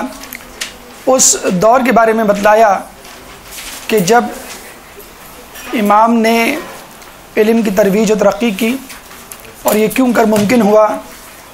اس کے بعد ہم نے یہ کہا کہ نہ صرف یہ کہ فقہ جعفریہ کی بنیاد رکھی، بلکہ علم دین، علم فقہ کے علاوہ جو شعبہ جات تھے اس میں بھی امام نے کمال کا مظاہرہ کیا۔ مثلا امام کو منصور توانقی نے اپنے دربار میں بلایا اور ہندی طبیب کو آپ کے سامنے کر دیا۔ اس زمانے میں انڈیا یا ہند طب کے اعتبار سے بالکل ایسا ہی تھا جیسے آج کل ایران اور عراق علم دین کے اعتبار سے، یا امریکہ اور انگلینڈ سائنس کے اعتبار سے۔ تو وہ ہندی طبیب جب آیا نعوذ باللہ، اس نے امام کا مذاق اڑایا نعوذ باللہ، اور پھر یہ کہا کہ آپ تو فقط علم کے ایک شعبے یعنی علم دین سے وابستہ ہیں، علم فقہ سے وابستہ ہیں، آپ کو دیگر علوم سے کچھ آشنائی نہیں، آپ کو تو نعوذ باللہ علم طب کی الف بے بھی نہیں آتی۔ امام نے پھر اس کو علم طب کے بنیادی نکات یا بنیادی اصول بتانا شروع کیا، اور اس کے بعد اس کے سامنے چند سوالات رکھے اور وہ ششدر رہ گیا۔ امام نے علم طب کے جو بنیادی اصول اس کو بتائے، وہ آپ دیکھیے کہ آج تک میڈیکل سائنس میں وہ ذرعی اصول یا بنیادی کلیات کی حیثیت اختیار کر گئے ہیں۔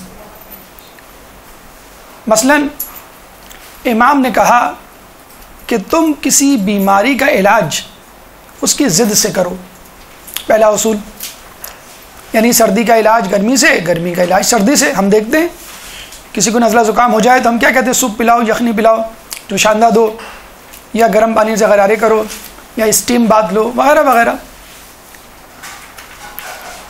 کسی چیز کا علاج اس کی ضد سے کرو۔ اچھا کسی کو انفیکشن ہو جائے ہم کیا کہتے ہیں؟ اینٹی بایوٹک لو، ٹھیک ہے؟ وائرس، ڈینگی فیور یا اس قسم کی بیماریاں ہو جائیں، اینٹی پائریٹک یعنی فیور، یا اینٹی بایوٹک آپ لیتے ہیں۔ پیراسائٹ ہو جائے، وارم ہو جائے بچوں کو تو اینٹی پیراسائٹ، تو اینٹی کا لفظ لگا کر اس کا علاج کیا جاتا ہے اور بڑا کامیاب علاج ہوتا ہے۔ تو امام نے یہ اصول آج سے 1400 سال پہلے بتلا دیا، 1300 سال پہلے بتلا دیا۔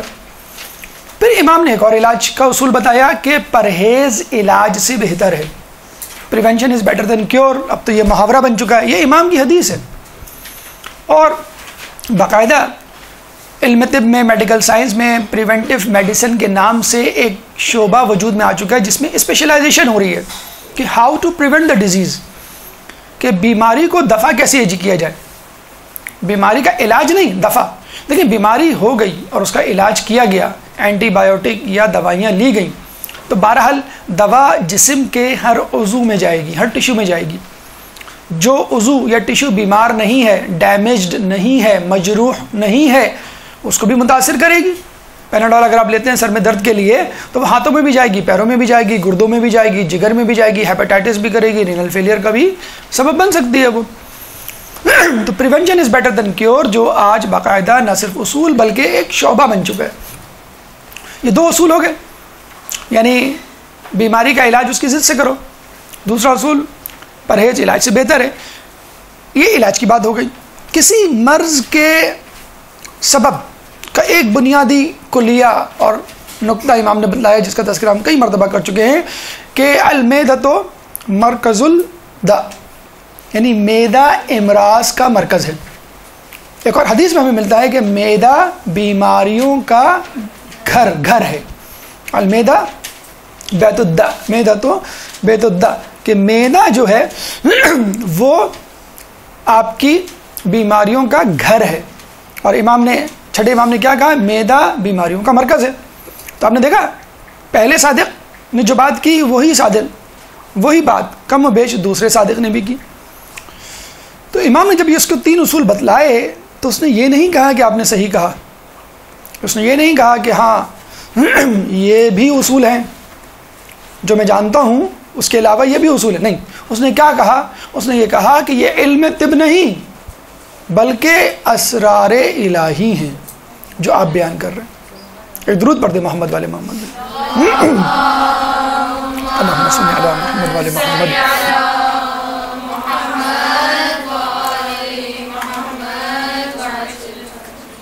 جو امام نے اس ہندی طبیب کو بالکل جیسے کہتے ہیں کہ گونگا کر دیا، اس کے بعد امام نے کچھ سوالات، تقریباً 18-19 سوالات اس کے سامنے رکھے انسان کی ہیومن باڈی کی نیچر کی حوالے سے. اس کی تفصیل انشاءاللہ کبھی ہوا تو ہم آپ کو بتلائیں گے. جیسے کہ ہم نے کہا کہ ہماری کوشش ہے کسی طرح کہ امام کی سیرت کے اعتبار سے گفتگو من حیث المجموعی ایک اجمالی خاکہ آپ کے سامنے پیش کیا جائے، اور اس میں بھی ہم آج کامیاب نہیں ہو سکے کیونکہ آج کی نشست غالباً 5ویں یا 6ٹھے یا زیادہ سے زیادہ 7ویں مرحلے تک ہوگی. باقی جو مراحل بادشاہان وقت اصحاب وہ انشاءاللہ اگلی گفتگو میں، اگلے درس میں آپ کے سامنے پیش کیے جائیں گے. گو کے پرنٹ آؤٹ میں یہ تمام گفتگو موجود ہے، لیکن گفتگو شاید آج 6ٹھے یا 7ویں مرحلے تک محدود رہے. بہرحال آپ نے دیکھا کہ امام نے فقہی موضوع اور میدان کے علاوہ طبی میدان میں کس طرح پالا مارا اور اس زمانے کے مصدقہ مستند طبیب اور حکماء کو کس طرح پچھاڑا.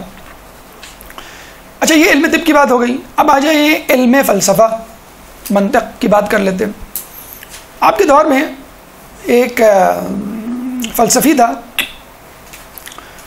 جس نے ایک فلسفہ لوگوں میں پھیلانا شروع کیا، جس کے بارے میں علماء اعلام کا کہنا ہے کہ یہ اس کا پھیلایا فلسفہ نہیں تھا بلکہ بنو امیہ بنو عباس کا ایجاد کردہ ایک اصول تھا جس کے تحت لوگوں کو چپ کرانا مقصود تھا تاکہ وہ بغاوت پہ نہ اترے. اور وہ نظریہ کیا تھا؟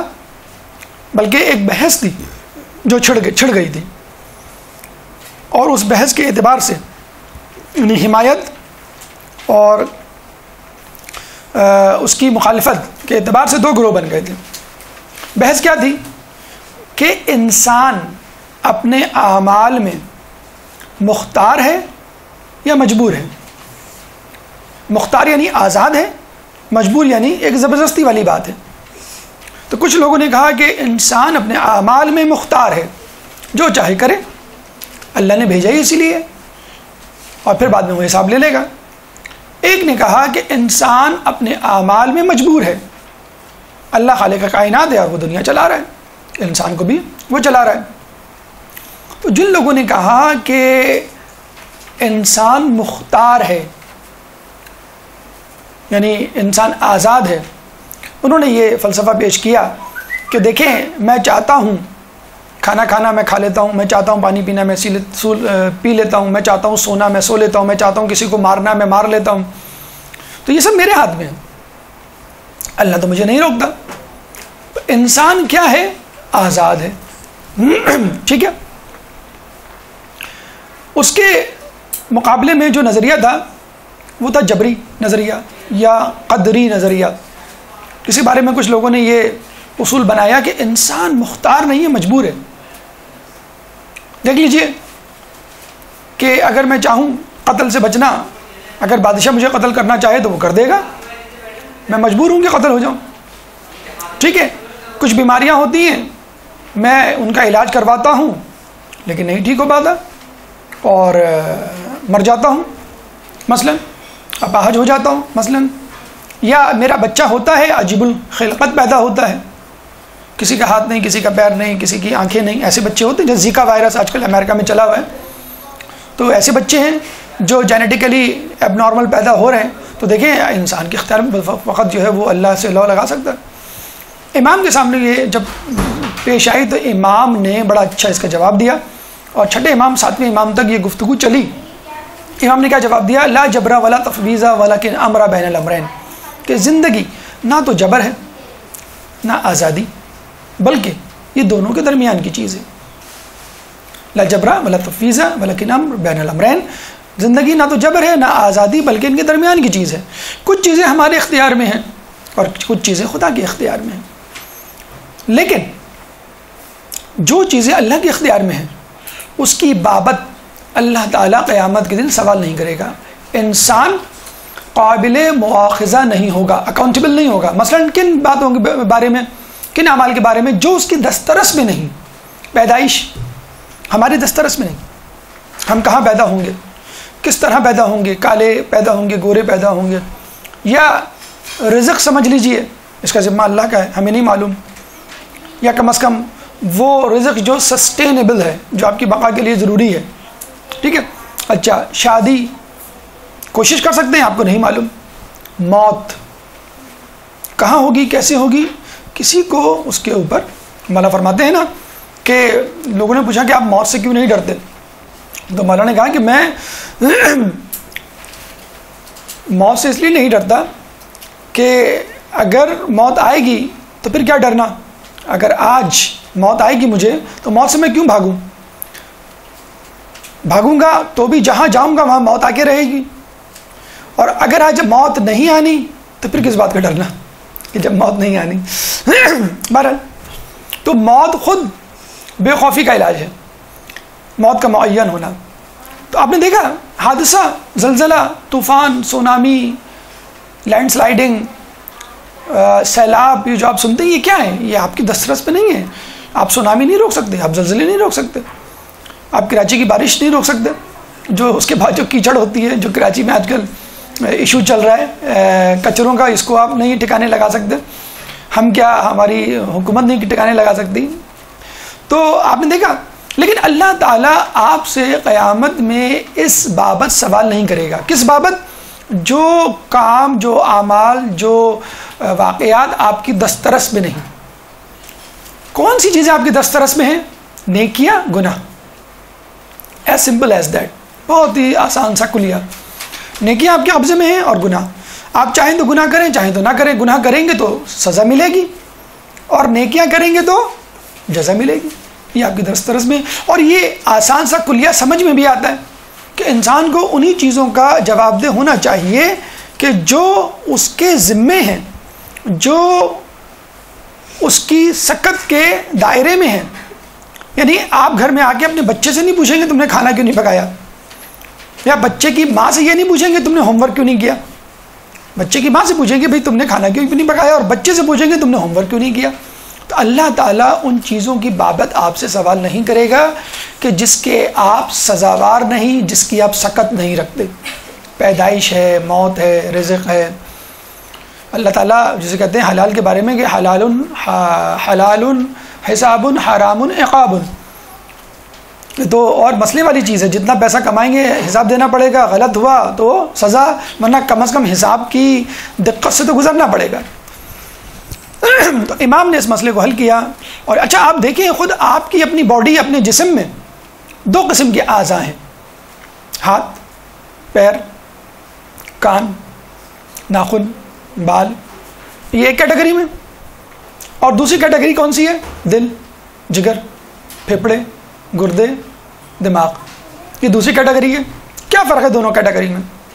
جو پہلا جو ہے کیٹیگری ہے، جو پہلا گروپ ہے، ہاتھ، پیر، ناک، کان، اس کو آپ کاٹ دیں، آپ نہیں مریں گے، آپ اپاہج ہو جائیں گے، ناقص ہو جائیں گے، لیکن زندہ رہیں گے. لیکن اگر کوئی دل نکال لے، گردے نکال لے، جگر نکال لے، پھیپھڑے نکال لے، دماغ نکال لے، آپ مر جائیں گے. وائٹل آرگنز جسے کہتے ہیں، آپ فوراً مر جائیں گے.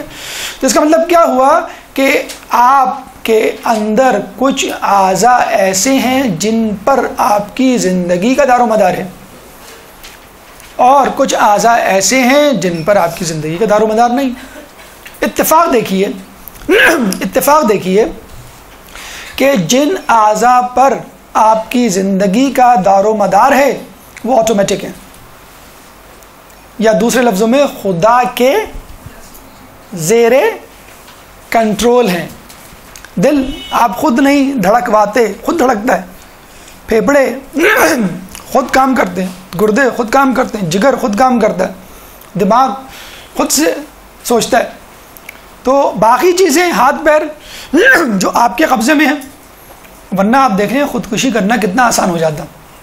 اگر انسان خود سے دل کو روکنا یا چلانا جانتا، گردوں کو خود سے چلانا یا روکنا جانتا، تو کتنی آرام سے ہماری خودکشی ہوتی. اسی طرح اگر اللہ تعالیٰ انسانوں کے ہاتھ میں موت دے دے، پیدائش دے دے، رزق دے دے، یا زلزلہ و طوفان دے دے انسانوں کے ہاتھوں میں، تو انسان کتنی تباہیاں اس کائنات میں، اس پلانٹ پہ لے آئے.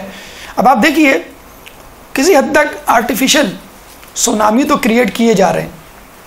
ابھی جو ایک سونامی آیا تھا انڈونیشیا میں، وہ کہتے ہیں امریکہ نے کوئی زیر زمین کا مطلب ہے زیر سمندر کوئی ڈائنامائٹ کا دھماکہ کیا تھا، اس سے سمندر کی لہریں اتنی زیادہ اچھلیں کہ وہ سونامی کی شکل اختیار کری. ایک خبر یہ بھی ہے کہ کشمیر میں ایک دفعہ جو زلزلہ آیا تھا 5 سال پہلے، وہ بھی جو ہے وہ امریکہ کا لایا ہوا تھا. وہ چاہ رہے تھے کہ کشمیر کی ایک خطیر آبادی کو، ایک کثیر آبادی کو صفاستی سے مٹا دیا جائے تاکہ نہ رہے بانس نہ بجے بانسری.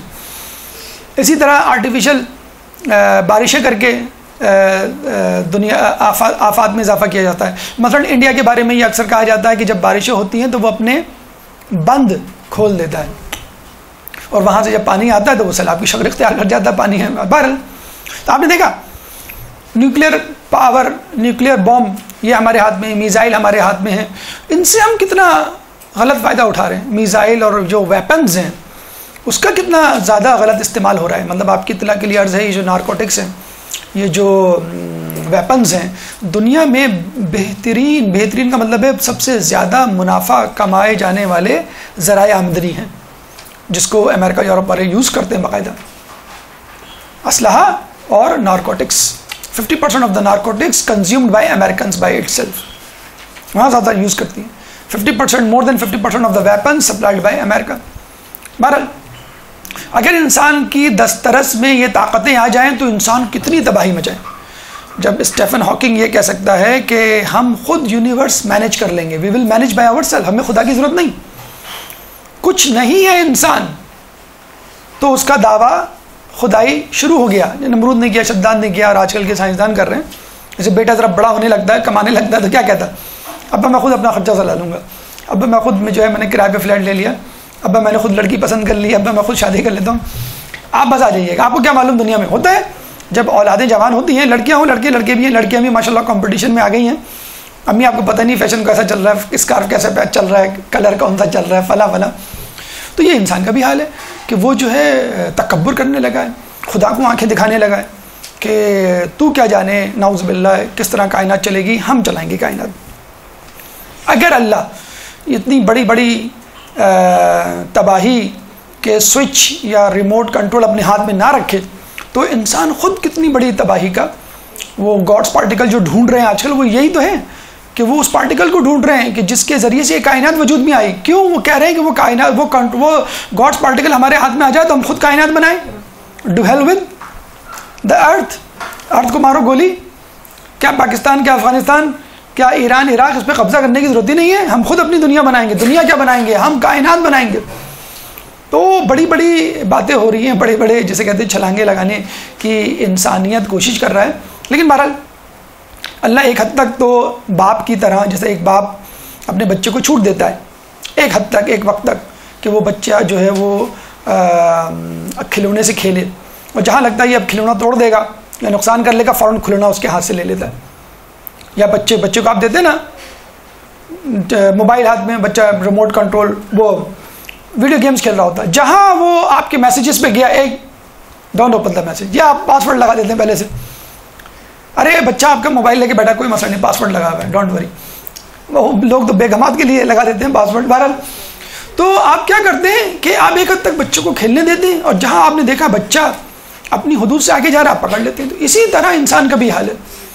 اللہ جہاں دیکھتا ہے کہ ابھی اپنی لمٹ کراس کر رہا ہے، لوگ سمجھتے ہیں کہ بس ہم نے تب زلزلوں پہ سونامی پہ اپنی قوت دسترس حاصل کر لی، اب ہم جو چاہیں کریں. نہیں، ایک وقتی عارضی ناقص قسم کا ایک کنٹرول ہے جو انسان کے ہاتھ میں آ گیا ہے. الٹیمیٹ کنٹرول خدا کے ہاتھ میں. اگر خدا کے ہاتھ میں نہ ہوتا نعوذ باللہ، تو سب سے پہلے جو قوم اس زمین سے صفحہ ہستی سے مٹتی وہ مسلمان ہوتی. سب سے زیادہ ملبہ، سب سے زیادہ نزلہ، سب سے زیادہ نقصان، سب سے زیادہ نفرت اسی مسلمان قوم سے کیا جا رہا ہے. اور سب سے زیادہ تنزل پسند کہہ لیجئے، سب سے زیادہ مفلس غریب کہہ لیجئے، سب سے زیادہ تعلیمی میدان میں پیچھے یہی قوم ہے. تو کیا مسئلہ ہے اس قوم کو ٹھکانے لگانا؟ جب آپ خود علیہ اعلان کہتے ہیں بیکورڈ قوم ہے اور یہ کچھ نہیں کر سکتی، تو بس ٹھیک ہے اس کو ٹھکانے لگا دیجئے. آپ اپنی سائنسی ایجادات، ایٹامک بامب، میزائلز اور دریافتوں کو استعمال کریں اور صفحستی سے مٹا دیں. نہیں کر سکتے، کیوں؟ اللہ تعالیٰ نے ہی ریموٹ کنٹرول رکھا ہوا ہے. لا جبرا ولا تفویض ولکن امر بین الامرین. کچھ چیزیں تمہارے ہاتھ میں ہیں، کچھ چیزیں خدا کے ہاتھ میں ہیں. اگر تم ان چیزوں کے مالک بن جاؤ جو اللہ کے ہاتھ میں ہیں، تو پھر تم تباہی مچاؤ، اپنے آپ کو بھی تباہ کرو اور لوگوں کو بھی تباہ کرو. یہ امام نے فارمولہ دیا، کلیہ دیا. اب آئیے ایک اور مسئلے کی طرف. اچھا، یہ ایک عجیب بات ہے، اس پہ بھی انشاءاللہ تفصیل سے کبھی بحث کریں گے کہ جو مسائل پہلے زمانے میں تھے وہی مسائل کا ممیش ابھی بھی ہیں. دیکھیں نا، یہ بھی تو آج کل ہے. ہم کہتے ہیں نا اکثر، بھائی آپ زیارت پہ کیوں نہیں گئے؟ ارے ابھی اب مولا بلائیں گے تو چلے جائیں گے. حج پہ کیوں نہیں گئے؟ بھائی اللہ جب بلائے گا، اللہ جب چاہے گا تو ہم حج کر لیں گے. ارے نماز کیوں نہیں پڑھتے ہیں؟ بھائی اب کیا کریں، توفیق ہی نہیں ہے. اللہ جب توفیق دے گا تو ہم نماز پڑھ لیں گے. یہ کیا قدری نظریہ نا کہ ہم مجبور ہیں. نیکی آپ نے کہا بھائی کیا کریں، بنو امیہ بنو عباس کے حکمرانوں کی فاسقیت اور فجوریت پہ پردہ ڈالنے کے لیے یہ نظریہ قدری کو پروموٹ کیا گیا. بھئی فلاں بادشاہ بڑا ظالم، فلاں بادشاہ فاسق و فاجر. ارے بھائی اللہ نے چاہا تو وہ حکمران بنائے، اللہ نہیں چاہتا تو کیوں بنتا؟ جبھی خلیفہ مسلمین کہا جاتا تھا، ذل سبحانی، ذل الہی کہا جاتا تھا. اس کو کیوں کہا جاتا تھا؟ کہ بھی اللہ کی طرف سے متعین ہے. اور آج بھی کئی عرب ریاستوں میں یہی فارمولہ ہے کہ جو تمہارے حکمران ہیں یہ اللہ کی طرف سے مقرر کردہ ہیں. اگر اللہ نہ چاہتا تو یہ کیسے تمہارے اوپر حکمران ہوتے؟ چنانچہ خاموش ہو جاؤ، جو یہ کرنے دے رہے ہو کرنے دو. یہ فارمولہ بنو امیہ بنو عباس کا پروموٹڈ تھا، بنایا ہوا تھا، پھیلایا ہوا تھا، تاکہ اپنی حکومتی استحکام کو مزید مضبوط کرے اور لوگوں کو یہ ہمت نہ ہو کہ وہ حکومت کے خلاف بغاوت کا سوچے. جو طاقتور لوگ تھے ان کو پابند سلاسل کر دیا جاتا، قتل کر دیا جاتا، اذیت دی جاتی، گھروں کو نظر آتش کیا جاتا. اور جو معصوم بے ضرر عوام الناس تھے جن کی تعداد زیادہ ہوتی ہے، ان کو اس نظریے کے ذریعے بے حس و حرکت، سست اور کاہل بنا دیا گیا کہ تم جو ہے وہ حکومت کے خلاف نہ سوچو، بلکہ یہ تو عوام کے نمائندے ہیں، یہ تو اللہ کے نمائندے ہیں، یہ تو خلیفۃ المسلمین ہے، خلیفہ رسول ہے. بہرحال تو یہ نظریہ جبر اور قدر جو ہے باقاعدہ حکمرانوں کی طرف سے پھیلایا گیا تھا تاکہ لوگوں کو بغاوت سے روکا جا سکے. پھر ایک نظریہ ملحدوں کا تھا، الہاد پرستوں کا تھا، جو آج کل ایتھیزم کی صورت میں موجود ہے. اچھا، اس زمانے میں کیا نظریہ پھیلا کہ بھی اللہ جو ہے یہ چیزیں نہیں چلا رہا اور چیزیں خود بخود موجود میں آ رہی ہیں، بلکہ کچھ روایتوں میں تو ایسی باتیں ہیں جو یقین کرنے کے بھی قابل نہیں. مثلا ابو شاکر یسانی ایک ملحد تھا، اس نے لوگوں کے سامنے جنت دوزخ کا مذاق اڑانا شروع کر دیا اور یہ کہنا شروع کر دیا بھائی دیکھو تم لوگوں نے سنا ہے کہ روایتوں میں موجود ہے کہ جنت میں فلاں نہر ہوگی جس میں 2 رنگ کے مشروب ہوں گے، ایک شہد اور ایک دودھ، یا 7 رنگ یا 3 رنگ کے مشروب یا نہریں یا رنگ. تو یہ کیسے ممکن ہے؟ تو امام کے پاس آیا اور بڑے فخر سے کہنے لگا کہ امام اس روایت میں تو مجھے نقص نظر آتا ہے اور یہ عقل قبول نہیں کر سکتی. یہ کیسے ممکن ہے کہ ایک ہی دریا میں 2 رنگ کے مائع ہوں اور وہ مایع جات آپس میں ملے نا، تو امام نے کہا کہ کیا تو نے انڈا نہیں دیکھا؟ انڈے میں 2 رنگ ہوتے ہیں نا، ایک سفید اور ایک پیلا، اور دونوں ایک دوسرے سے مکس اپ نہیں ہوتے۔ پھر امام نے کہا اسی انڈے سے چوزا نکلتا ہے اور مرغی بنتی ہے۔ تو مجھے بتائیں اس بے جان چیز میں حیات کس نے ڈالی؟ کیا چوزا خود سے خود وجود میں آ گیا؟ کوئی چیز خود سے خود وجود میں نہیں آ سکتی، اور زندہ چیز وہ کیسے وجود میں آ سکتی ہے؟ وہ بیچارہ جو ہے وہ لاجواب۔ آج کل کے دور میں تو بہت ہی آسان ہے، آپ کسی کراچی کسی بڑے اچھے ریسٹورینٹ میں چلے جائیں، 7 ٹیسٹ کی 7 کلرز کی کون آئس کریم مل جائے گی آپ کو، 7 رنگ کی، 100 روپے کی آئس کریم ہوتی ہے بہرحال، 7 آئس کریم میں 7 ٹیسٹ جو ہے وہ ونیلا بھی ہوگی، چاکلیٹ بھی ہوگی، آپ کا مینگو بھی ہوگا، ہر قسم کا ٹیسٹ ماشاءاللہ، وہ 7 ٹیسٹ آپ کو ملا کے ایک ہی کون آئس کریم میں دے گا۔ یہاں سے کھائیں تو مینگو، ادھر سے کھائیں تو بنانا، ادھر سے کھائیں تو وینیلا، پھر چاکلیٹ اور کافی، پتہ نہیں کیا کیا 7 ٹیسٹ۔ آج کل کے دور کے لوگوں کو بھی پتہ چل گیا کہ جنت میں اگر 7 ٹیسٹ والی نہر ہے تو بھی 7 ٹیسٹ والی کون آئس کریم بھی تو ہے، اس میں کون سا مسئلہ ہے؟ 2 ٹیسٹ مل سکتے ہیں، کوئی ایسا مسئلہ نہیں۔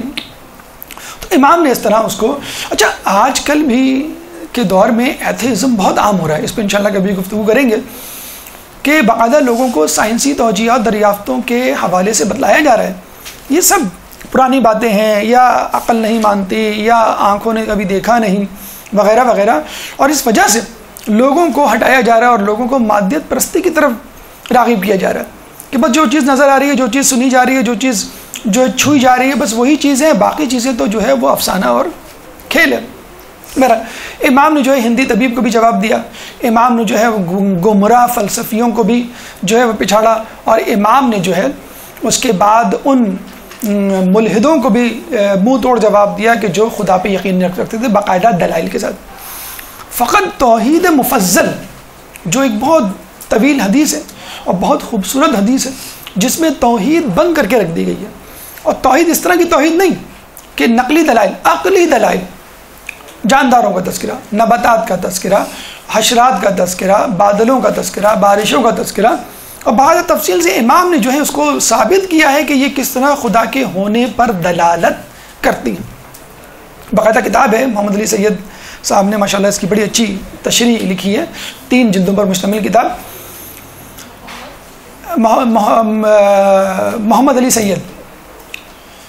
تو امام نے سائنسی اعتبار سے بہت زیادہ انکشافات کیے، اور یہ انکشافات اور اس کا ثبوت خود ایک کتاب جو کہ اردو میں اب شائع ہو چکی ہے، مغز متفکر اسلام، سپر مین ان اسلام کے نام سے کتاب ہے، جس میں 23 سائنسدانوں، علماء، دانشوروں نے اپنے تبصرے اور اپنی تحقیق جمع کی ہے، اور آپ کو یہ سن کر حیرت ہوگی کہ 23 میں سے 21 افراد نان مسلمز ہیں۔ اس کتاب کے لکھنے والوں میں، تحقیق جمع کرنے والوں میں، جس کا نام ہے مغز متفکر اسلام، سپرمین اسلام، یہ کتاب مارکیٹ میں دستیاب ہے، 23 میں سے 21 افراد نان مسلمز ہیں جو مسلمان نہیں ہیں، اور انہوں نے کہا ہے کہ امام جعفر نے جو فلاں بات کی ہے، یا فلاں نظریہ، فلاں حدیث، یا فلاں انکشاف، وہ ہماری عقل کے مطابق اور ہمارے سائنسی نظریات کے بالکل عین مطابق ہے۔ تو بہرحال امام نے کہنے کا مقصد یہ ہے کہ اپنے دور میں بنو امیہ اور بنو عباس کے جھگڑے سے اور ان کی جنگ سے فائدہ اٹھایا، نہ صرف فقہی میدان میں بلکہ سائنسی میدان میں، طبی میدان میں، فلسفے کے میدان میں، غرض ہر قسم کے علم کے متلاشی اور متوالوں کو سیراب کیا، اور اپنے نام یعنی جعفر کی جو ہے انہوں نے لاج رکھی اور اس کو صحیح ثابت کر دکھایا۔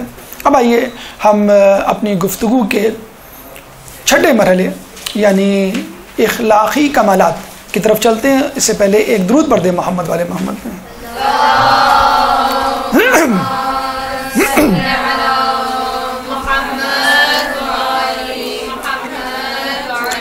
اچھا، آپ نے نوٹ کیا ہوگا کہ بعض اوقات انسان جو ہے جو مصروف ہوتا ہے عموماً وہ تھوڑا سا چڑچڑا ہوتا ہے، غصے والا ہوتا ہے۔ مثلاً کوئی ڈاکٹر ہے، کوئی انجینئر ہے، کسی کمپنی کا باس ہے، تو اس کے پاس وقت نہیں ہوگا لوگوں سے بات کرنے کا، اس کے پاس وقت نہیں ہوگا ٹی وی دیکھنے کا، اس کے پاس وقت نہیں ہوگا کسی کے ساتھ بہت زیادہ خوش مزاجی، خوش اخلاقی سے ٹائم پاس کرنے کا، بہت جلدی میں ہوگا، ہوں ہاں میں جواب دے گا، جلدی غصے میں آ جائے گا، اپنے کام سے کام رکھے گا، اور عموماً لوگوں کو لفٹ نہیں کرائے گا، جیسے عام عرف میں جو کہا جاتا ہے۔ امام پہ اتنی زیادہ بھاری ذمہ داریاں تھیں، علمی اعتبار سے، سیاسی اعتبار سے، اخلاقی اعتبار سے، معاشی معاشرتی اعتبار سے، کیونکہ اس زمانے میں امام کے پاس ہر شخص اپنے مسائل حل کرنے آتا تھا، چاہے وہ علمی مسئلہ ہو، چاہے وہ جو ہے وہ معاشی مسئلہ ہو، ان تمام جو ہے مسائل کو امام جو ہے وہ حل کیا کرتے تھے۔ تو اخلاقی اعتبار سے جب ہم دیکھتے ہیں تو ہم حیران رہ جاتے ہیں کہ امام اتنی مصروفیت کے باوجود کس طرح اخلاق کا مظاہرہ کرتے تھے۔ مثلا حلم کے حوالے سے اگر ہم امام کی ایک حکایت اور واقعے پہ نظر ڈالیں، آپ نے شاید سنا بھی ہو کہ امام نے اپنے غلام کو کسی کام کے لیے بھیجا اور وہ غلام رستے میں کہیں سو گیا۔ امام جا کر اس کو ڈانٹ سکتے تھے، کسی کو بھیج سکتے تھے، غصے میں اس کو اٹھا سکتے تھے، اس کو سزا دلوا سکتے تھے یا دے سکتے تھے۔ کیا کیا انہوں نے؟ پنکھے سے ہوا جلنے لگی۔ اچھا، یہ ہونا چاہیے جیسے آج کل کی مائیں یا باپ کرتے ہیں کہ بچے سو رہے ہوں تو پنکھا بند کر دیتے ہیں، ہے نا، پنکھا بند کر دیتے ہیں تاکہ جب گرمی لگے گی تو خود اٹھ جائیں گے۔ تو امام نے پنکھا نہیں بند کیا بلکہ اور پنکھا جلنا شروع کر دیا۔ اچھا، یہ بھی ایک لطیف انداز ہے، آپ کو یہ اندازہ ہوگا اگر ٹیمپریچر زیادہ ہو جائے یا کم ہو جائے، دونوں صورتوں میں آپ کی آنکھ کھل جائے گی۔ مثلا آپ گھر گئے، رات کے 10-11 بج رہے ہیں اور لوڈ شیڈنگ، لیکن آپ اتنے تھکے ہوئے ہیں کہ آپ سو جاتے ہیں۔ جب رات میں 2 بجے لائٹ آتی ہے تو آپ کی آنکھ کھل جاتی ہے، کیوں؟ پنکھا چلنا شروع کر دیتا ہے، آپ کا جو ہے کمرہ وہ ذرا ٹھنڈا ہو جاتا ہے، یا کوئی آگے فرض کر لیں اے سی چلا دیتا ہے، تو ٹھنڈک یا ٹیمپریچر کے کم ہونے سے اور گرمی ٹیمپریچر کے بڑھنے سے انسان کی جو ہے وہ آنکھ کھل جاتی ہے۔ تو امام چاہتے تو کوئی گرم پانی اس پہ ڈال دیتے یا گرمی اس کو کس طرح پہنچا دیتے، امام نے ٹھنڈک پہنچائی مزید، اس کی آنکھ کھل گئی۔ اچھا، یہی طریقہ اگر آپ جائیں انشاءاللہ مشہد، اللہ آپ کو زیارت کروائے، تو امام کے روضے پہ بھی یہی صورتحال ہوتی ہے۔ کاظمین جائیں، وہاں پہ بھی یہی صورتحال، نجف میں جائیں، یہاں بھی، کہ وہاں کے جو شرطے کہنا چاہیے، پولیس مین کہنا چاہیے، یا جو وہاں محافظ روضہ اور قبر ہوتے ہیں، قبر مبارک پہ جو متعین افراد ہوتے ہیں، وہ ان کے ہاتھ میں ایک کیا کہنا چاہیے، پھولدار جھاڑو کہہ لیجئے، یا کوئی مور کا پر یا کوئی ایسی چیز ہوتی ہے، برش ٹائپ چیز ہوتی ہے، جو وہ بس ٹچ کرتے ہیں آپ کو، اور آپ سمجھ جاتے ہیں بھئی یہاں پہ اونگنا نہیں ہے، یہاں پہ جو ہے وہ سونا نہیں ہے، یہاں پہ جو ہے پیر پھیلا کے لیٹنا نہیں ہے وغیرہ۔ اگر یہ چیز اگر آپ حج اور عمرے میں دیکھیں، یہ چیز ہمیں مفقود نظر آتی ہے، بڑے افسوس کے ساتھ کہنا پڑتا ہے کہ وہاں جس طرح بدتمیزی سے لوگوں سے پیش آیا جاتا ہے، واضح طور پہ انسان محسوس کرتا ہے۔ حج عمرہ کر کے آئے اور زیارت کر کے آئے، زیارت میں جس طرح آپ کو مرحبا یا ویلکم کیا جاتا ہے، اس طرح حج عمرے میں آپ کے ساتھ جو سلوک کیا جاتا ہے، اب جو معیشت نیچے کی طرف جا رہی ہے اس میں تو اور زیادہ ابال اور غصے کا امکان زیادہ ہے۔ بہرحال تو یہ طریقہ ہے، مطلب آپ اپنے بچے کو غصے میں اٹھا سکتے ہیں، مار کے اٹھا سکتے ہیں، پنکھا بند کر سکتے ہیں، اور یہ بھی کر سکتے ہیں اس کے بالوں میں کنگھی شروع کرتے ہیں اپنی انگلیوں سے کہ بیٹا اٹھ جاؤ، بہت دیر ہو گئی، تمہیں اسکول جانا ہے یا تمہیں ابھی پڑھنا بھی ہے۔ تو کئی طریقے ہیں، بچہ جو ہے اسی حساب سے پھر آپ کو رسپانس دے گا۔ اگر پیار محبت سے اٹھائیں گے تو آپ کے دل میں پیار محبت، اس کے دل میں پیار محبت پیدا ہوگی۔ اگر غصے سے اٹھائیں گے تو آپ کے جانے کے بعد دوبارہ کمبل تان کے وہ سو جائے گا۔ امام نے فقط کیا کہا، صرف یہی نہیں کہ اٹھایا، بلکہ اس کو ایک کلیہ دیا کہ دیکھو دن کام کے لیے، رات آرام کے لیے ہوتا ہے۔ وَجَعَلْنَا اللَّيْلَ لِبَاسًا وَجَعَلْنَا النَّهَارَ مَعَاشًا، کہ ہم نے رات کو لباس بنایا اور ہم نے دن کو معاش کا ذریعہ بنایا۔ یہ اصول ہے، یہ تم جاری و ساری رکھو۔ اگر تم دن میں کام کی بجائے سو اور رات میں کام کی بجائے پڑھو، یا پڑھو تو چلیں ایک ایکسیپشن دی گئی ہے کہ تعلیم کے لیے آپ جاگ سکتے ہیں یا بہت ضروری کام ہو، یا رات کے وقت جو ہے کام کرو، تو یہ تمہاری بیولوجیکل ردم یا ہارمونز کے لیے نقصان دہ ہے۔ مجبوری ہے تو ایک الگ بات ہے، مثلا چوکیدار ہے، اس کو رات میں جاگنا ہے بہرحال۔ تو یہ طریقہ کار ہے اخلاقی اعتبار سے کہ اگر کسی سے غلطی ہو جائے، ہمارے یہاں کیا ہوتا ہے کہ چلو بھائی بہادرآباد چلتے ہیں چائے پینے، بیگم پریشان، بہادرآباد چائے پینے، خیریت پہ؟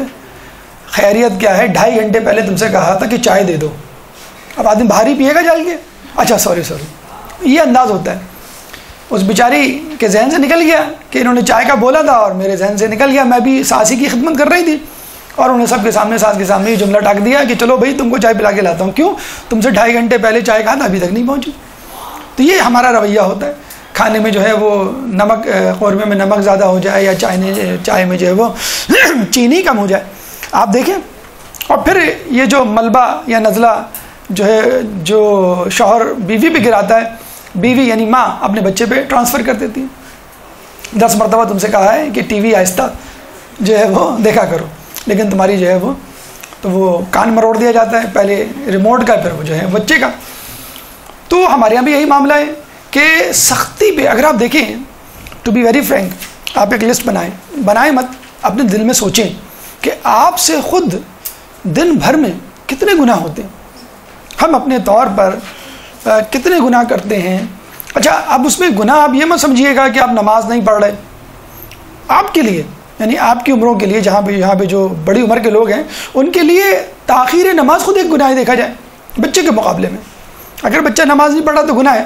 تو بھائی آپ کے لیے اس عمر میں پہنچ کے، ماں باپ کی مثلاً بات کر رہا ہوں میں، تاخیر سے نماز پڑھنا گناہ ہے گویا.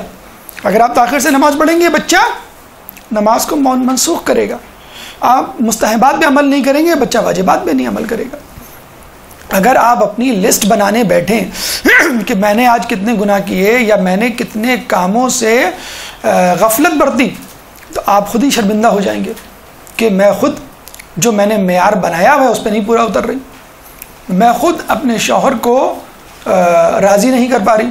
اچھا شوہر خود سوچے کہ میں دفتر میں کیا ایمانداری سے کام انجام دیتا ہوں، کیا میں کرپشن میں انوالو نہیں، کیا میں وقت پہ پہنچتا ہوں، کیا میں وقت پہ نکلتا ہوں، کیا میں وقت پہ کام مکمل کر دیتا ہوں، کیا میرا باس مجھ سے خوش ہے. تو اس کو خود اپنے اندر 10 خامیاں نظر آ جائیں گی. تو ہر انسان غلطیوں اور خامیوں کا مرکب ہے. اگر اس دنیا میں، علماء عالم کہتے ہیں اس دنیا میں بچے نہ ہوں، جانور نہ ہوں، تو ہم لوگوں کے گناہوں کی وجہ سے اللہ ہم کو نیست و نابود کر چکا ہوتا.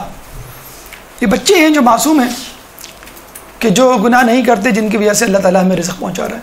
یہ جانور ہیں، نباتات وغیرہ ہیں، جن کی وجہ سے اللہ تعالیٰ اس کائنات کو، اس دنیا کو تہس نہس نہیں کرنا چاہتا، جس کی وجہ سے یہ کام جاری ہے. سخاوت کے حوالے سے امام کے زمانے میں مدینے میں قحط پڑا. غلام جلدی جلدی سارا غلہ لے کر آ گئے کہ ہم غلہ ذخیرہ کر لیں تاکہ بعد میں مشکلات نہ ہو. امام نے فوراً کہا کہ یہ تمام غلہ لے کر جاؤ اور لوگوں میں تقسیم کر دو اور فروخت کر دو. یعنی امام نہیں چاہتے، امام حیثیت رکھتے تھے کہ وہ چاہتے تو قحط کے تمام نقصانات سے بچ جاتے اور بڑے مزے سے قحط کا زمانہ گزارتے. لیکن امام نے کہا نہیں، جب لوگوں کو ایک چیز کی ضرورت ہے تو وہ میرے گھر میں کیوں رہے. تمام غلہ فروخت کروا دیا. اس کے بعد جو گندم بچی ہوئی تھی اس کے لیے امام نے کہا اس میں جو ملاؤ، جو اور گندم دونوں ملا کر روٹی پکاؤ. یہ بالکل ایسے ہی آج کل کے زمانے میں اگر آپ کہیں کہ لال روٹی کا آٹا، لال آٹے کی روٹی. ایک زمانے میں ایک کمپلیکس یہ اسٹیٹس سمبل بن گیا تھا کہ جو غریب گھرانے ہوتے تھے ان کے یہاں لال روٹی کھائی جاتی تھی بغیر چھنے کی، بغیر چھنی ہوئی، اور جو پیسے والے گھرانے ہوتے تھے ان میں سفید پراٹھے، سفید روٹی. تو یہ کمپلیکس کافی حد تک چلا. اب پتہ چلا کہ میڈیکل یہ کہتی ہے کہ آپ کو لال آٹا کھانا چاہیے، بغیر چھنا ہوا کھانا چاہیے. بلکہ بہت سارے تندور کراچی میں آپ کو مل جائیں گے جہاں پہ لال روٹی یا بغیر چھنی ہوئی آٹے کی روٹی ملتی ہے. اس زمانے میں یہ رول تھا کہ جو غریب تھا وہ جو کی روٹی کھاتا تھا اور جو امیر تھا وہ گندم کی روٹی کھاتا تھا. تو امام نے کہا کہ جو اور گندم ملا کے بناؤ روٹی تاکہ مجھے احساس ہو کہ غریب غربا کس طرح زندگی گزار رہے ہیں، میرے گھر والوں کو احساس ہو. دیکھیں یہ بھی ایک طریقہ ہے کہ آپ کسی کے غم میں شریک ہوں، آپ پوری طاقت استطاعت رکھتے ہیں لیکن آپ کہتے ہیں کہ ابھی فلاں مجبور ہے، میری طرح اچھا نہیں کھا سکتا، چلو میں اس کے غم میں شریک ہو جاؤں. اس طرح کا رویہ، اس طرح کا کھانا کھا کے رویہ انداز اختیار کر کے جو کہ وہ اس نے اپنایا ہوا. کسب معاش، اتنا کچھ ہونے کے باوجود، غلام ہونے کے باوجود، نوکر چاکر ہونے کے باوجود، دولت غلہ اناج ہونے کے باوجود امام خود اپنے ہاتھوں سے کھیتی باڑی کیا کرتے تھے. ان کے والد امام باقر کے بارے میں ملتا ہے کہ جب لوگ نعوذ باللہ ان کو دیکھتے تھے، ایک نے طنز بھرے لہجے میں کہا کہ کہاں اہل بیت اور کہاں دنیا کی محبت. تو امام نے کیا کہا کہ مجھ سے بہتر لوگوں نے یہ کام کیا تو میں کیوں نہ کروں. امام علی خود یہودی کے باغ کو پانی دیا کرتے تھے. تو زراعت، پانی دینا، پودے اگانا کوئی ایسا برا کام نہیں. 5ویں امام نے بھی یہ کہا. اور 6ٹھے امام کو جب کسی نے دیکھا اور یہ کہا کہ آپ کیوں زحمت اٹھاتے ہیں، تو انہوں نے کیا کہا، کسب معاش کے لیے زحمت باعث اجر و ثواب ہے. یہ نہیں کہ فقط مجھے کچھ پیسے مل جائیں گے، بلکہ یہ ثواب کا بھی ذریعہ ہے. اور حدیث میں آیا ہے کہ ایمان لانے کے بعد بہترین عمل رزق حلال کی تلاش ہے. ایمان لانے کے بعد بہترین عمل رزق حلال کی تلاش ہے. باقاعدہ امام کے ایک صحابی کے بارے میں ملتا ہے کہ انہوں نے اپنا کاروبار بند کر دیا تو امام نے کہا کہ کاروبار دوبارہ شروع کرو، کیونکہ کاروبار بند کرنے سے انسان کی 2/3 عقل غائب ہو جاتی ہے. تو باقاعدہ حوصلہ افزائی کی گئی کہ آپ دنیا کے کاروبار کو، دنیاوی زندگی کو نظر انداز نہ کریں. یہ ہماری گفتگو امام کے اخلاقی کمالات کے حوالے سے مکمل ہوئی. اس کے بعد انشاءاللہ جو 2 مراحل ہیں، 3 مراحل بلکہ 4 مراحل اخلاقی حوالے سے بات مکمل ہو گئی. کرامات امام کی ہماری گفتگو 7واں مرحلہ، 8واں مرحلہ بادشاہان وقت، 9واں مرحلہ اصحاب امام، اور آخری مرحلہ کلام آخر. انشاءاللہ زندگی رہی، توفیق خداوندی شامل حال رہی تو اگلے ہفتے اس موضوع کو مزید حصہ دوم کی صورت میں آگے بڑھائیں گے، اور جو مراحل رہ گئے ہیں اس پہ انشاءاللہ آپ کے سامنے گفتگو پیش کی جائے گی. اللہ تعالیٰ سے دعا ہے کہ جو کچھ پڑھا اور سنا اس پہ عمل کرنے کی توفیق عطا فرما. اللہ سے دعا ہے کہ اہل بیت کی سیرت پر چلنے کی توفیق عطا فرما. امام صادق کی کاوشوں کو رنگ لانے کے لیے ہماری توفیقات میں بھی اللہ تعالیٰ اضافہ فرمائے، امام کے ظہور میں تعجیل فرمائے، اور ہمیں ان کے انصار و اعوان میں شامل فرمائے. ربنا تقبل منا انک انت السمیع العلیم، ربنا تقبل منا انک انت السمیع العلیم وتب علینا انک انت التواب الرحیم. وصلی اللہ تعالی علی خیر خلقہ واصحابہ اجمعین برحمتک یا ارحم الراحمین. ایک درود پڑھ دیں محمد والے محمد. جل جل یا مولا جل جل جل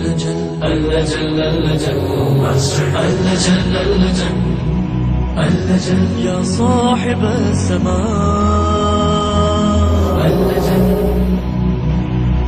جل